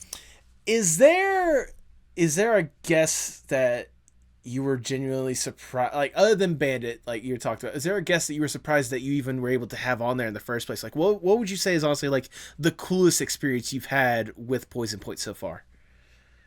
If we're talking a guest that I like was really hoping would get on, but I didn't think would respond to me, it was Eldritch Grandpa because I had very limited interaction with him, specifically during the era of VTube support, which was a very, very like tight and um, a little stressful of an era.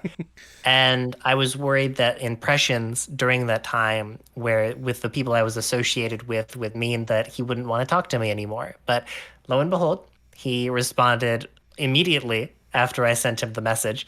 And like that, he was instantly on the show. I had a week to prepare for him. And I was so excited to have him on. We had a conversation that I wouldn't say it was like anything too crazy. Like I don't feel like I got the most personal of information out of him. But we talked a lot about characters because, well, he role plays. Yeah. And he has multiple characters that he likes to play. Sounds something like me. And I loved it. I loved every minute of it. It was so enjoyable.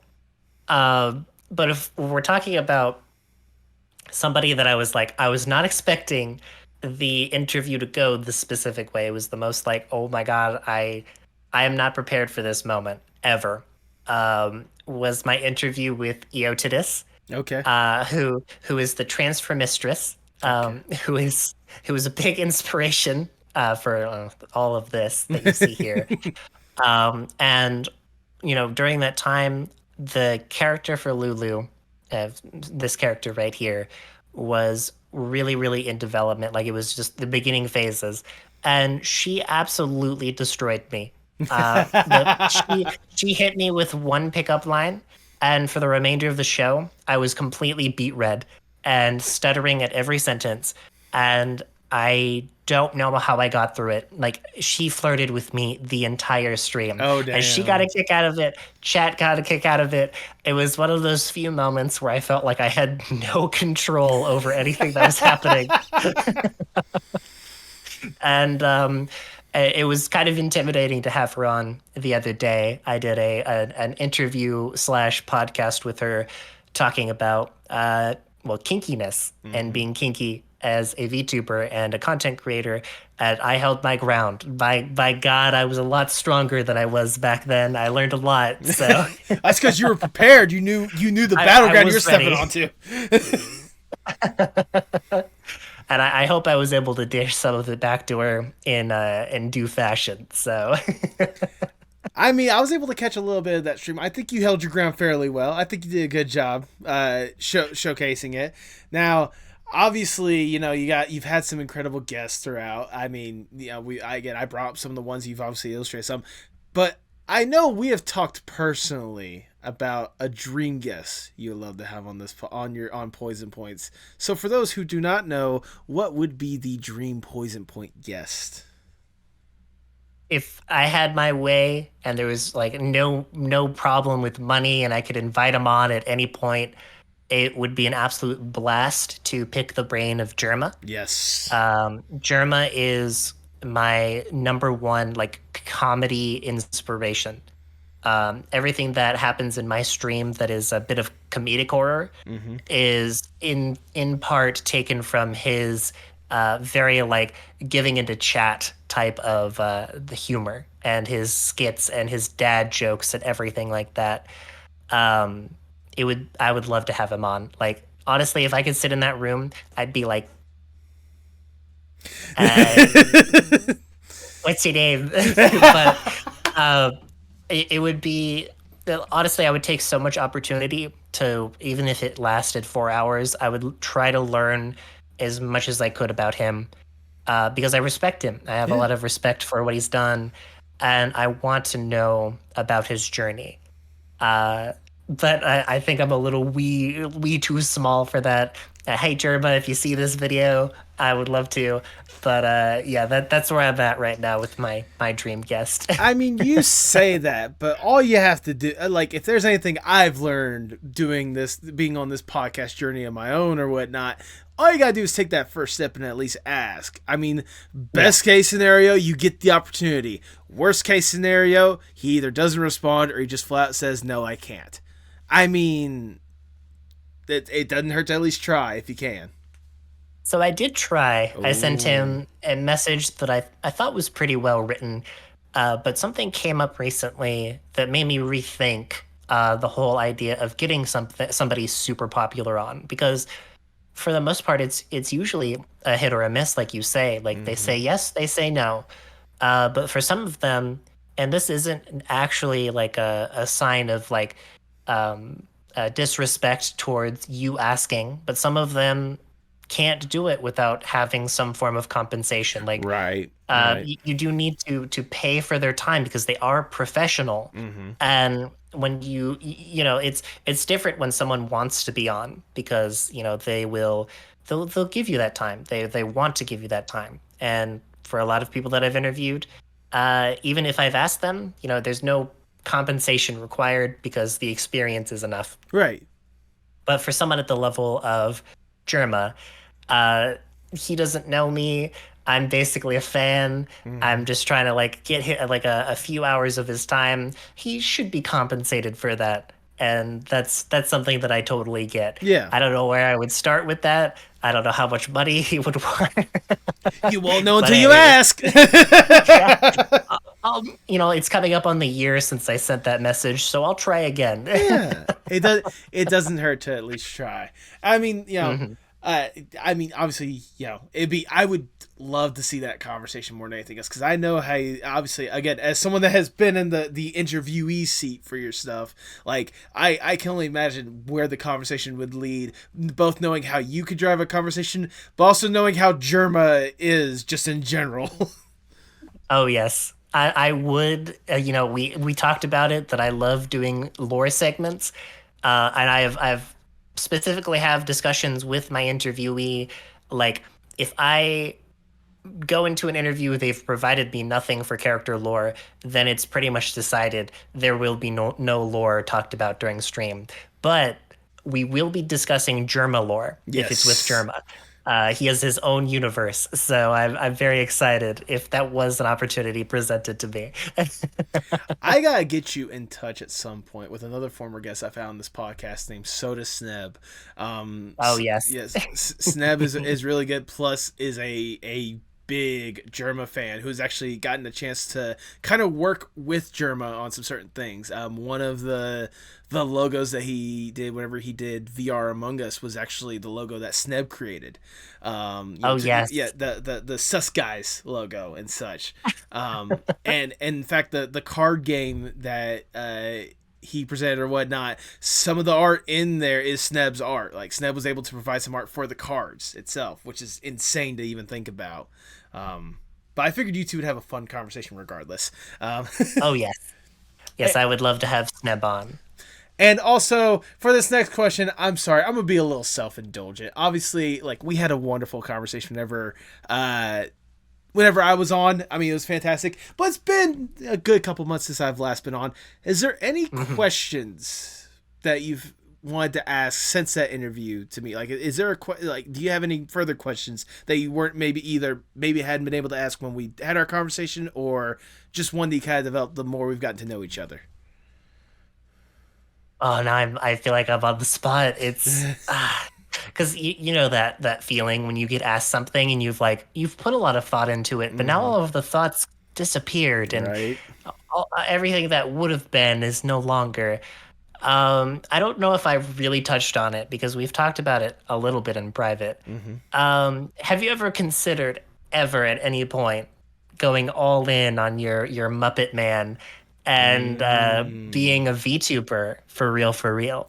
The thing is, the thought is there. I just have no faith in my current setup right now to do it. That's the thing. That's fair. Like, don't get me wrong. Like, especially the artwork that Tipsy has initially put in on creating the character, and the fact that I even commissioned her to have like the talking PNG is one thing.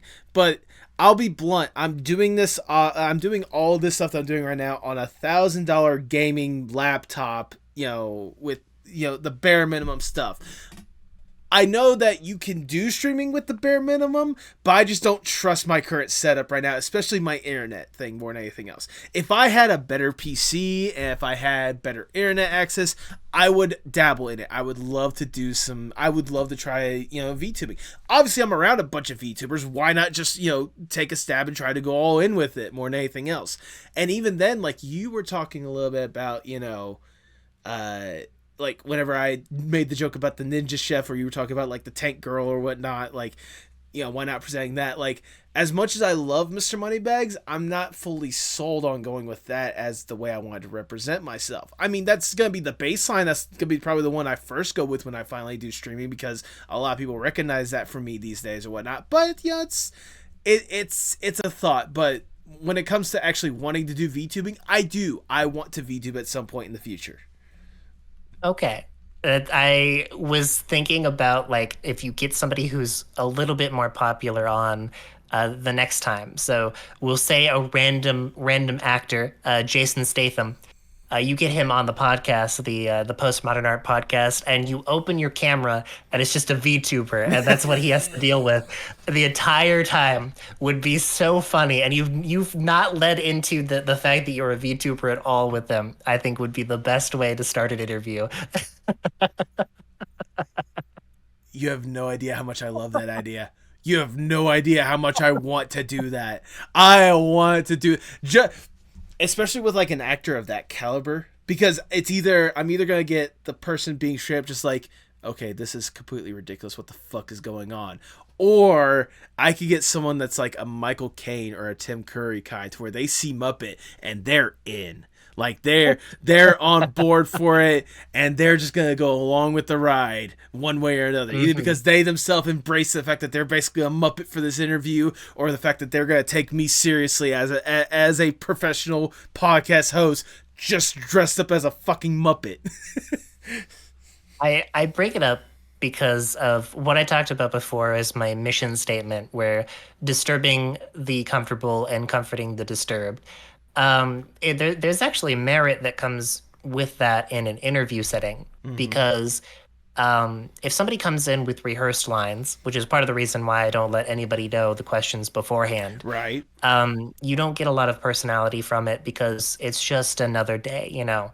But if you open up a stream or a, well, in my case, a stream, but your case, of a an interview, and you immediately turn on the webcam and you completely throw them off with a VTuber model, now their rehearsed nature is gone, Right. and they do have to start thinking about what they want to say.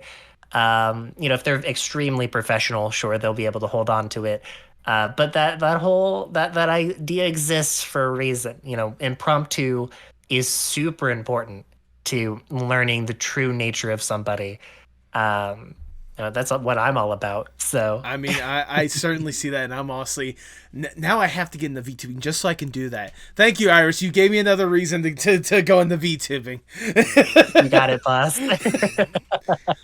I mean, speaking of VTubing, like obviously you've invested a lot of time when it comes to VTubing, especially with the podcast you've been able to present.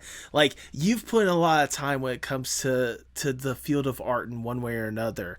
Like whether it be obviously the content creation, the VTubing, as well as like the culinary aspect. Like thinking of your journey as an artist in one aspect for another, does it surprise you how far you've been able to come along as an artist? Yes.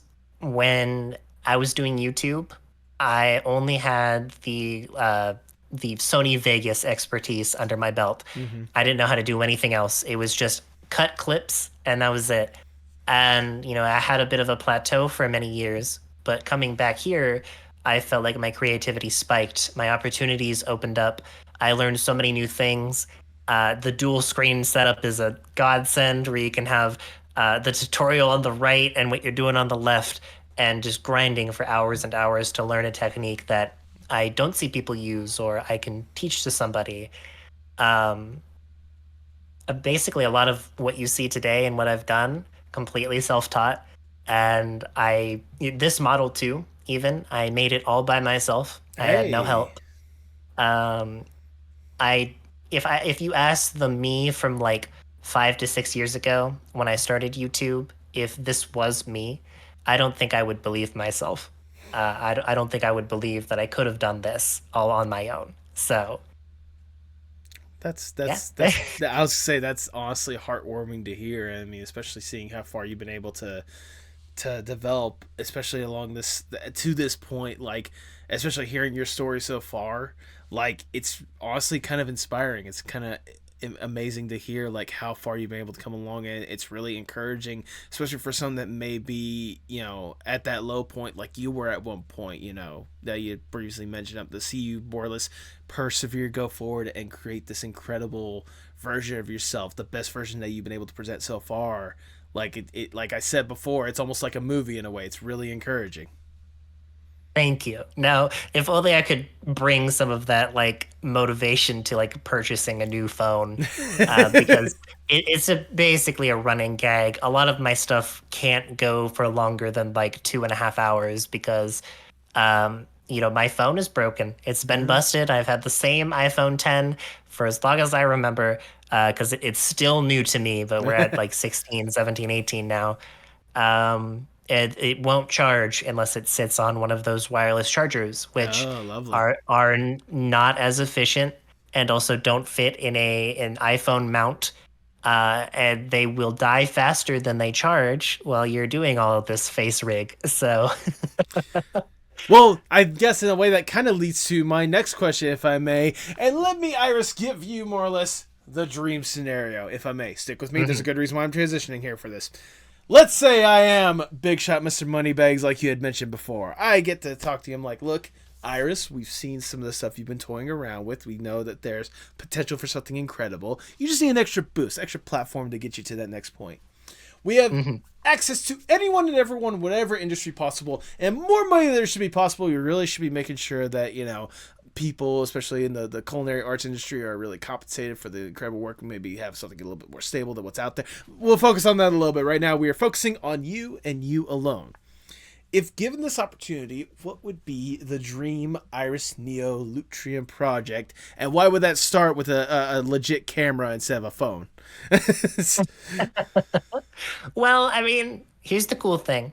I just gotta say, the phone is like the highest tier that you can receive at the moment with our current technology, though there is work being done into the Xbox Kinect camera because Oh, those are extremely accurate and also extremely accurate for full body tracking. So I probably wouldn't go for a professional camera if I was going to take anything from you, the money bags himself. What I would go for is I would want to do this full time. okay.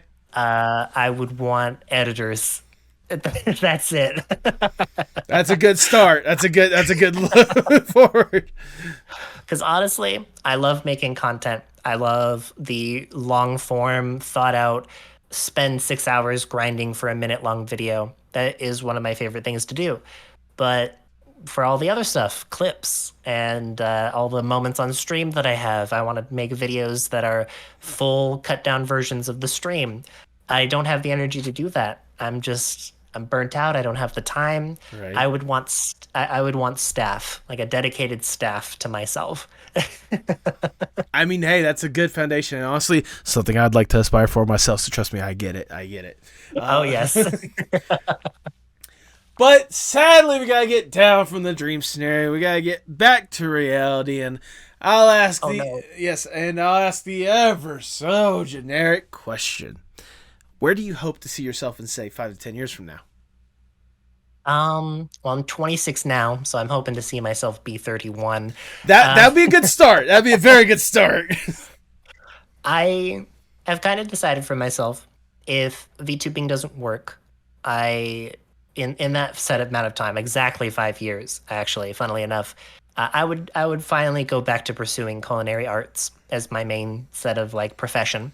But if I could keep doing VTubing, and it was like if I wanted to be in the position in 5 years that I want to be at, I would want to be at partner.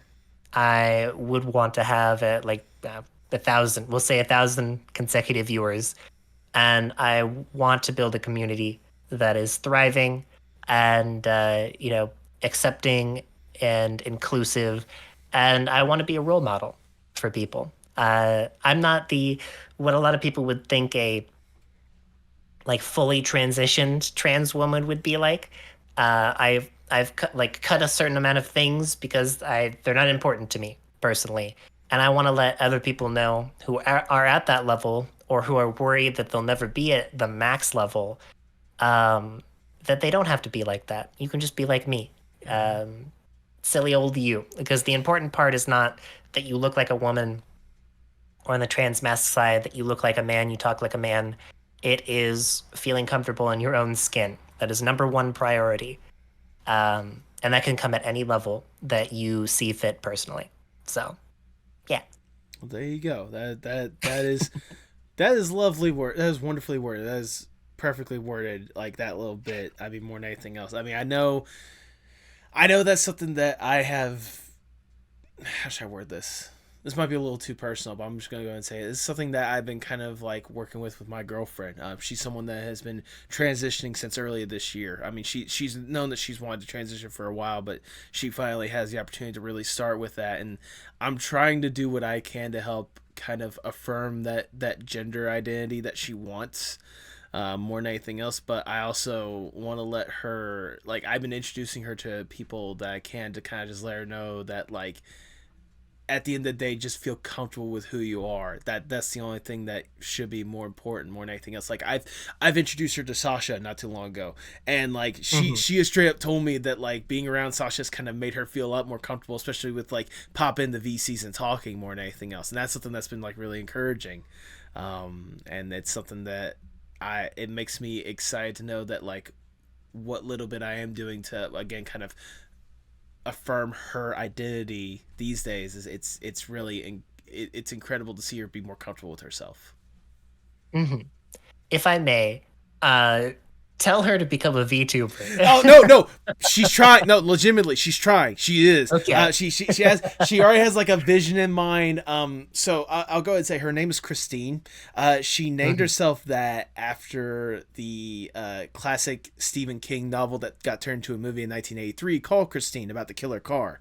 Okay. Because that was her and her dad's like favorite film. So she wants to do something that's like loosely based on that in one way or another. Like, and maybe having like her color scheme being like the red and white, just like the muscle car, more than anything else. So like, trust me, that's part of the reason why I also wanted to introduce her to Sasha and such, because the VTuber aspect. Mhm. I've even introduced her to Grandpa as well. So I mean, there you go. Like kind of like the again like the affirmation when it comes to being a VTuber, as well as the trans affirmations. Like, I'm doing what I can to help out what little I can do.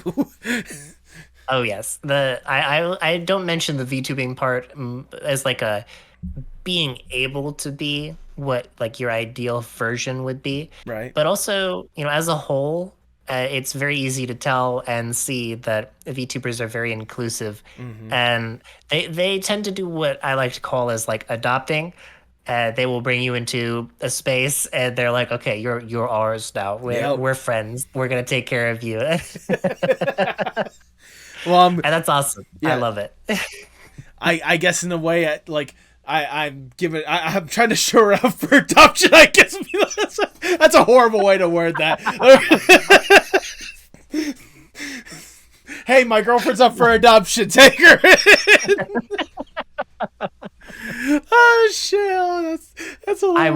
want I want you on Poison Point. Yeah, Christine, you're watching this right now. You're gonna become a VTuber. I'm gonna bring you on Poison Yeah, Points. there you go. There you go. As as we start to wind down the interview, I just have one last question I want to ask you, Iris. Obviously, as we talked, you've been deeply entrenched in art in one way or another for ages, for years Mhm. at this point. How important is art, not just for you, but for the world as a whole? I want to answer this like properly, give it like a good old send off. So, for me, in my life, what I've experienced as a person who lives inside her own head a lot, art is an outlet with which I can let that steam out and put all of those ideas on paper. And eventually, they're created and that wells up again, and it's a cycle. It Mm-hmm. helps me keep going and remembering what I love to do. I think as a whole, for the rest of the world, a world without art is honestly a world without vision and um, autonomy, like freedom. Honestly, like it's cheesy to say that art is freedom, but Mm-hmm. really being able to have access to a medium in which you are able to creatively express yourself and remind you what it means to be human, that in itself is true freedom at the end of the day. Freedom from your job, even if you are an artist as a job, you got to have some of it for yourself. Take some, be hedonistic. I think that's how I would define the value of art in the entirety of the world, culture, and everything. I think that is wonderfully worded, if I do say so myself. Um, Iris, that's all the questions I have for you. I've already showered you with a whole bunch of praise, but I'm gonna show you a little bit more because it's my podcast. I do whatever the fuck I want. Um, I'm sure you wouldn't mind a little bit more praising at this point, right? Oh, please give me a little bit. I'll do whatever it takes, right? Yeah. Jesus. No, but in all seriousness, Iris, like ever since I first became aware of you, like I was instantly like suckered in more than anything else. Like I absolutely loved like the vibe you usually gave off, like the like I said, the personality and just kind of your energy is just intoxicating more than anything else. Ironic, so in fact, the poison dart frog thing, but that's aside from the point. Like seriously, like you provide a really good atmosphere, no matter if it's like on stream or just in VCs more than anything else. Like you were someone that I always enjoy talking to every single chance that I get, especially getting an opportunity to interact with you more, like being on Poison Points, which was a fun and wonderful experience, and honestly one of the best podcast experience I've ever had an opportunity to be on, and I sincerely thank you for that.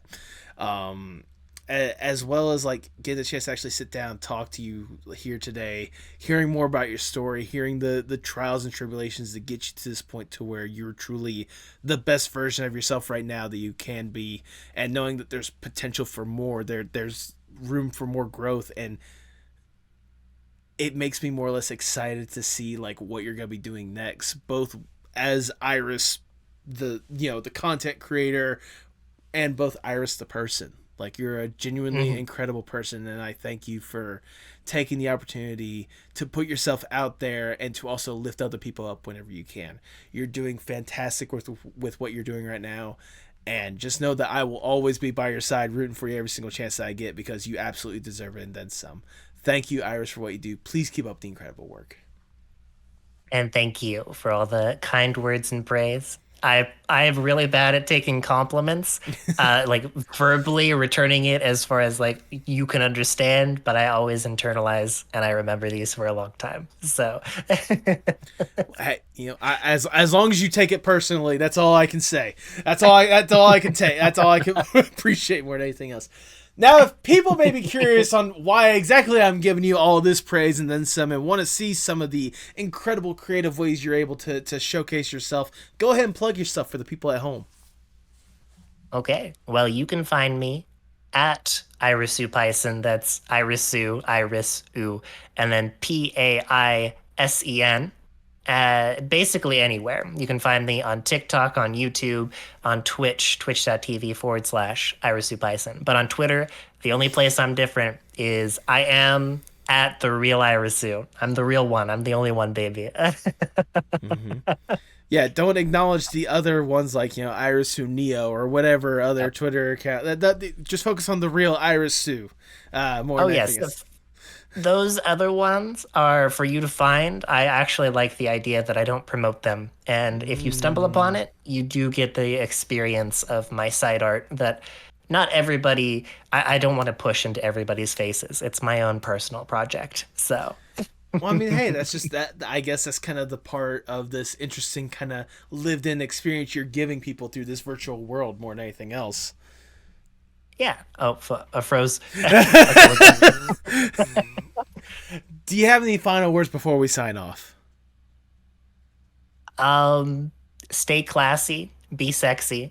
And I know it sounds weird. A lot of like life, well, many people in your life may tell you the opposite. Never stop craving. Obviously, within your own boundaries, don't overstep your bounds and be an ass to other people, but always crave and continue to push yourself to hit new boundaries. Also, you should subscribe to the Postmodern Art Podcast at this channel here today. Otherwise, I may get just a little bit angry with you, but we don't have to have that happen now, do we? I mean, you don't have to flatter me. You're already appearing on the podcast itself, but I appreciate the plug. Of course. And I was going to say, it's ironic that the culinary artist is the one saying you should continue to crave. You should always crave. I didn't want to make it too kinky, but there's a lot of there's a lot of mixture in that and like real kinks and stuff, and it's just a part of my life. So that is valid. That is very valid. But regardless, with all that, all I have left to say is for the people at home, if you can, pay your artists. Oh yes. Hashtag hit tweet. Tell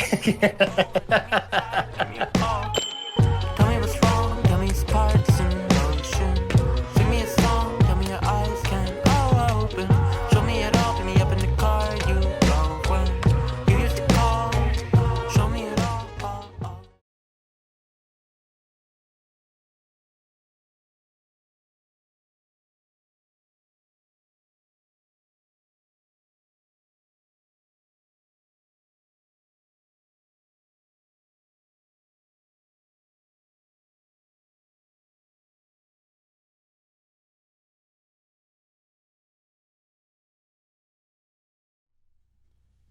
Thank you so much for sticking around to the end. If this is your first time listening, I sincerely do appreciate it.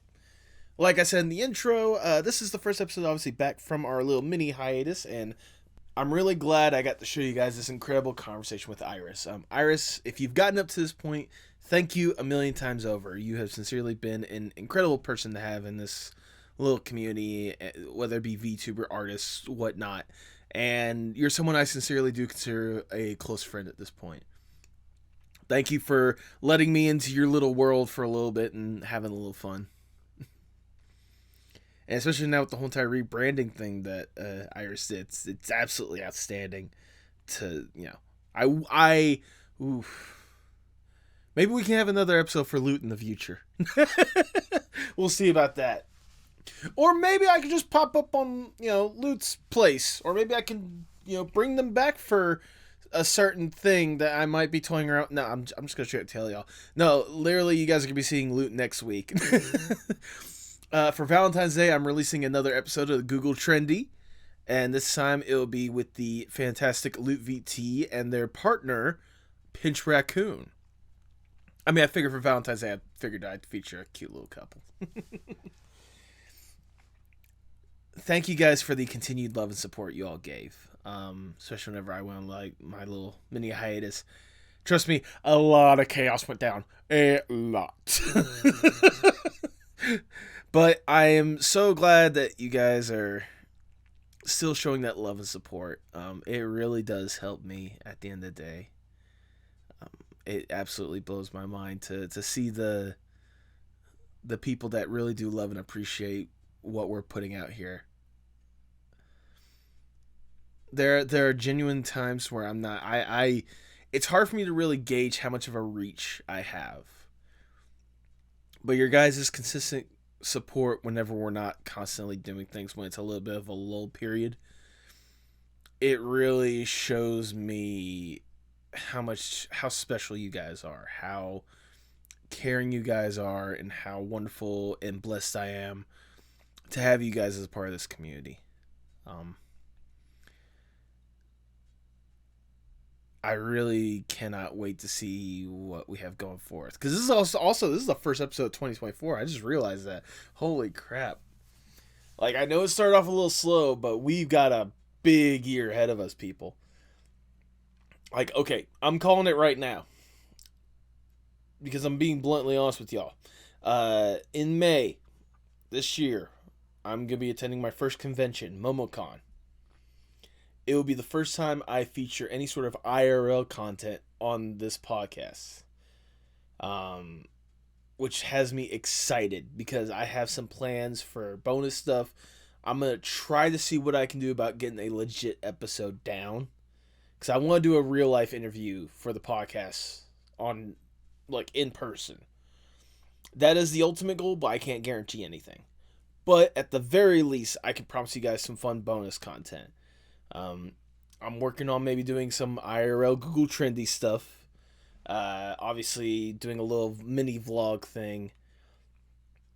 It should be fun. And that's just in May. Alright, that's the big thing I have planned for this year. Lord knows what the rest of this year has in store for us.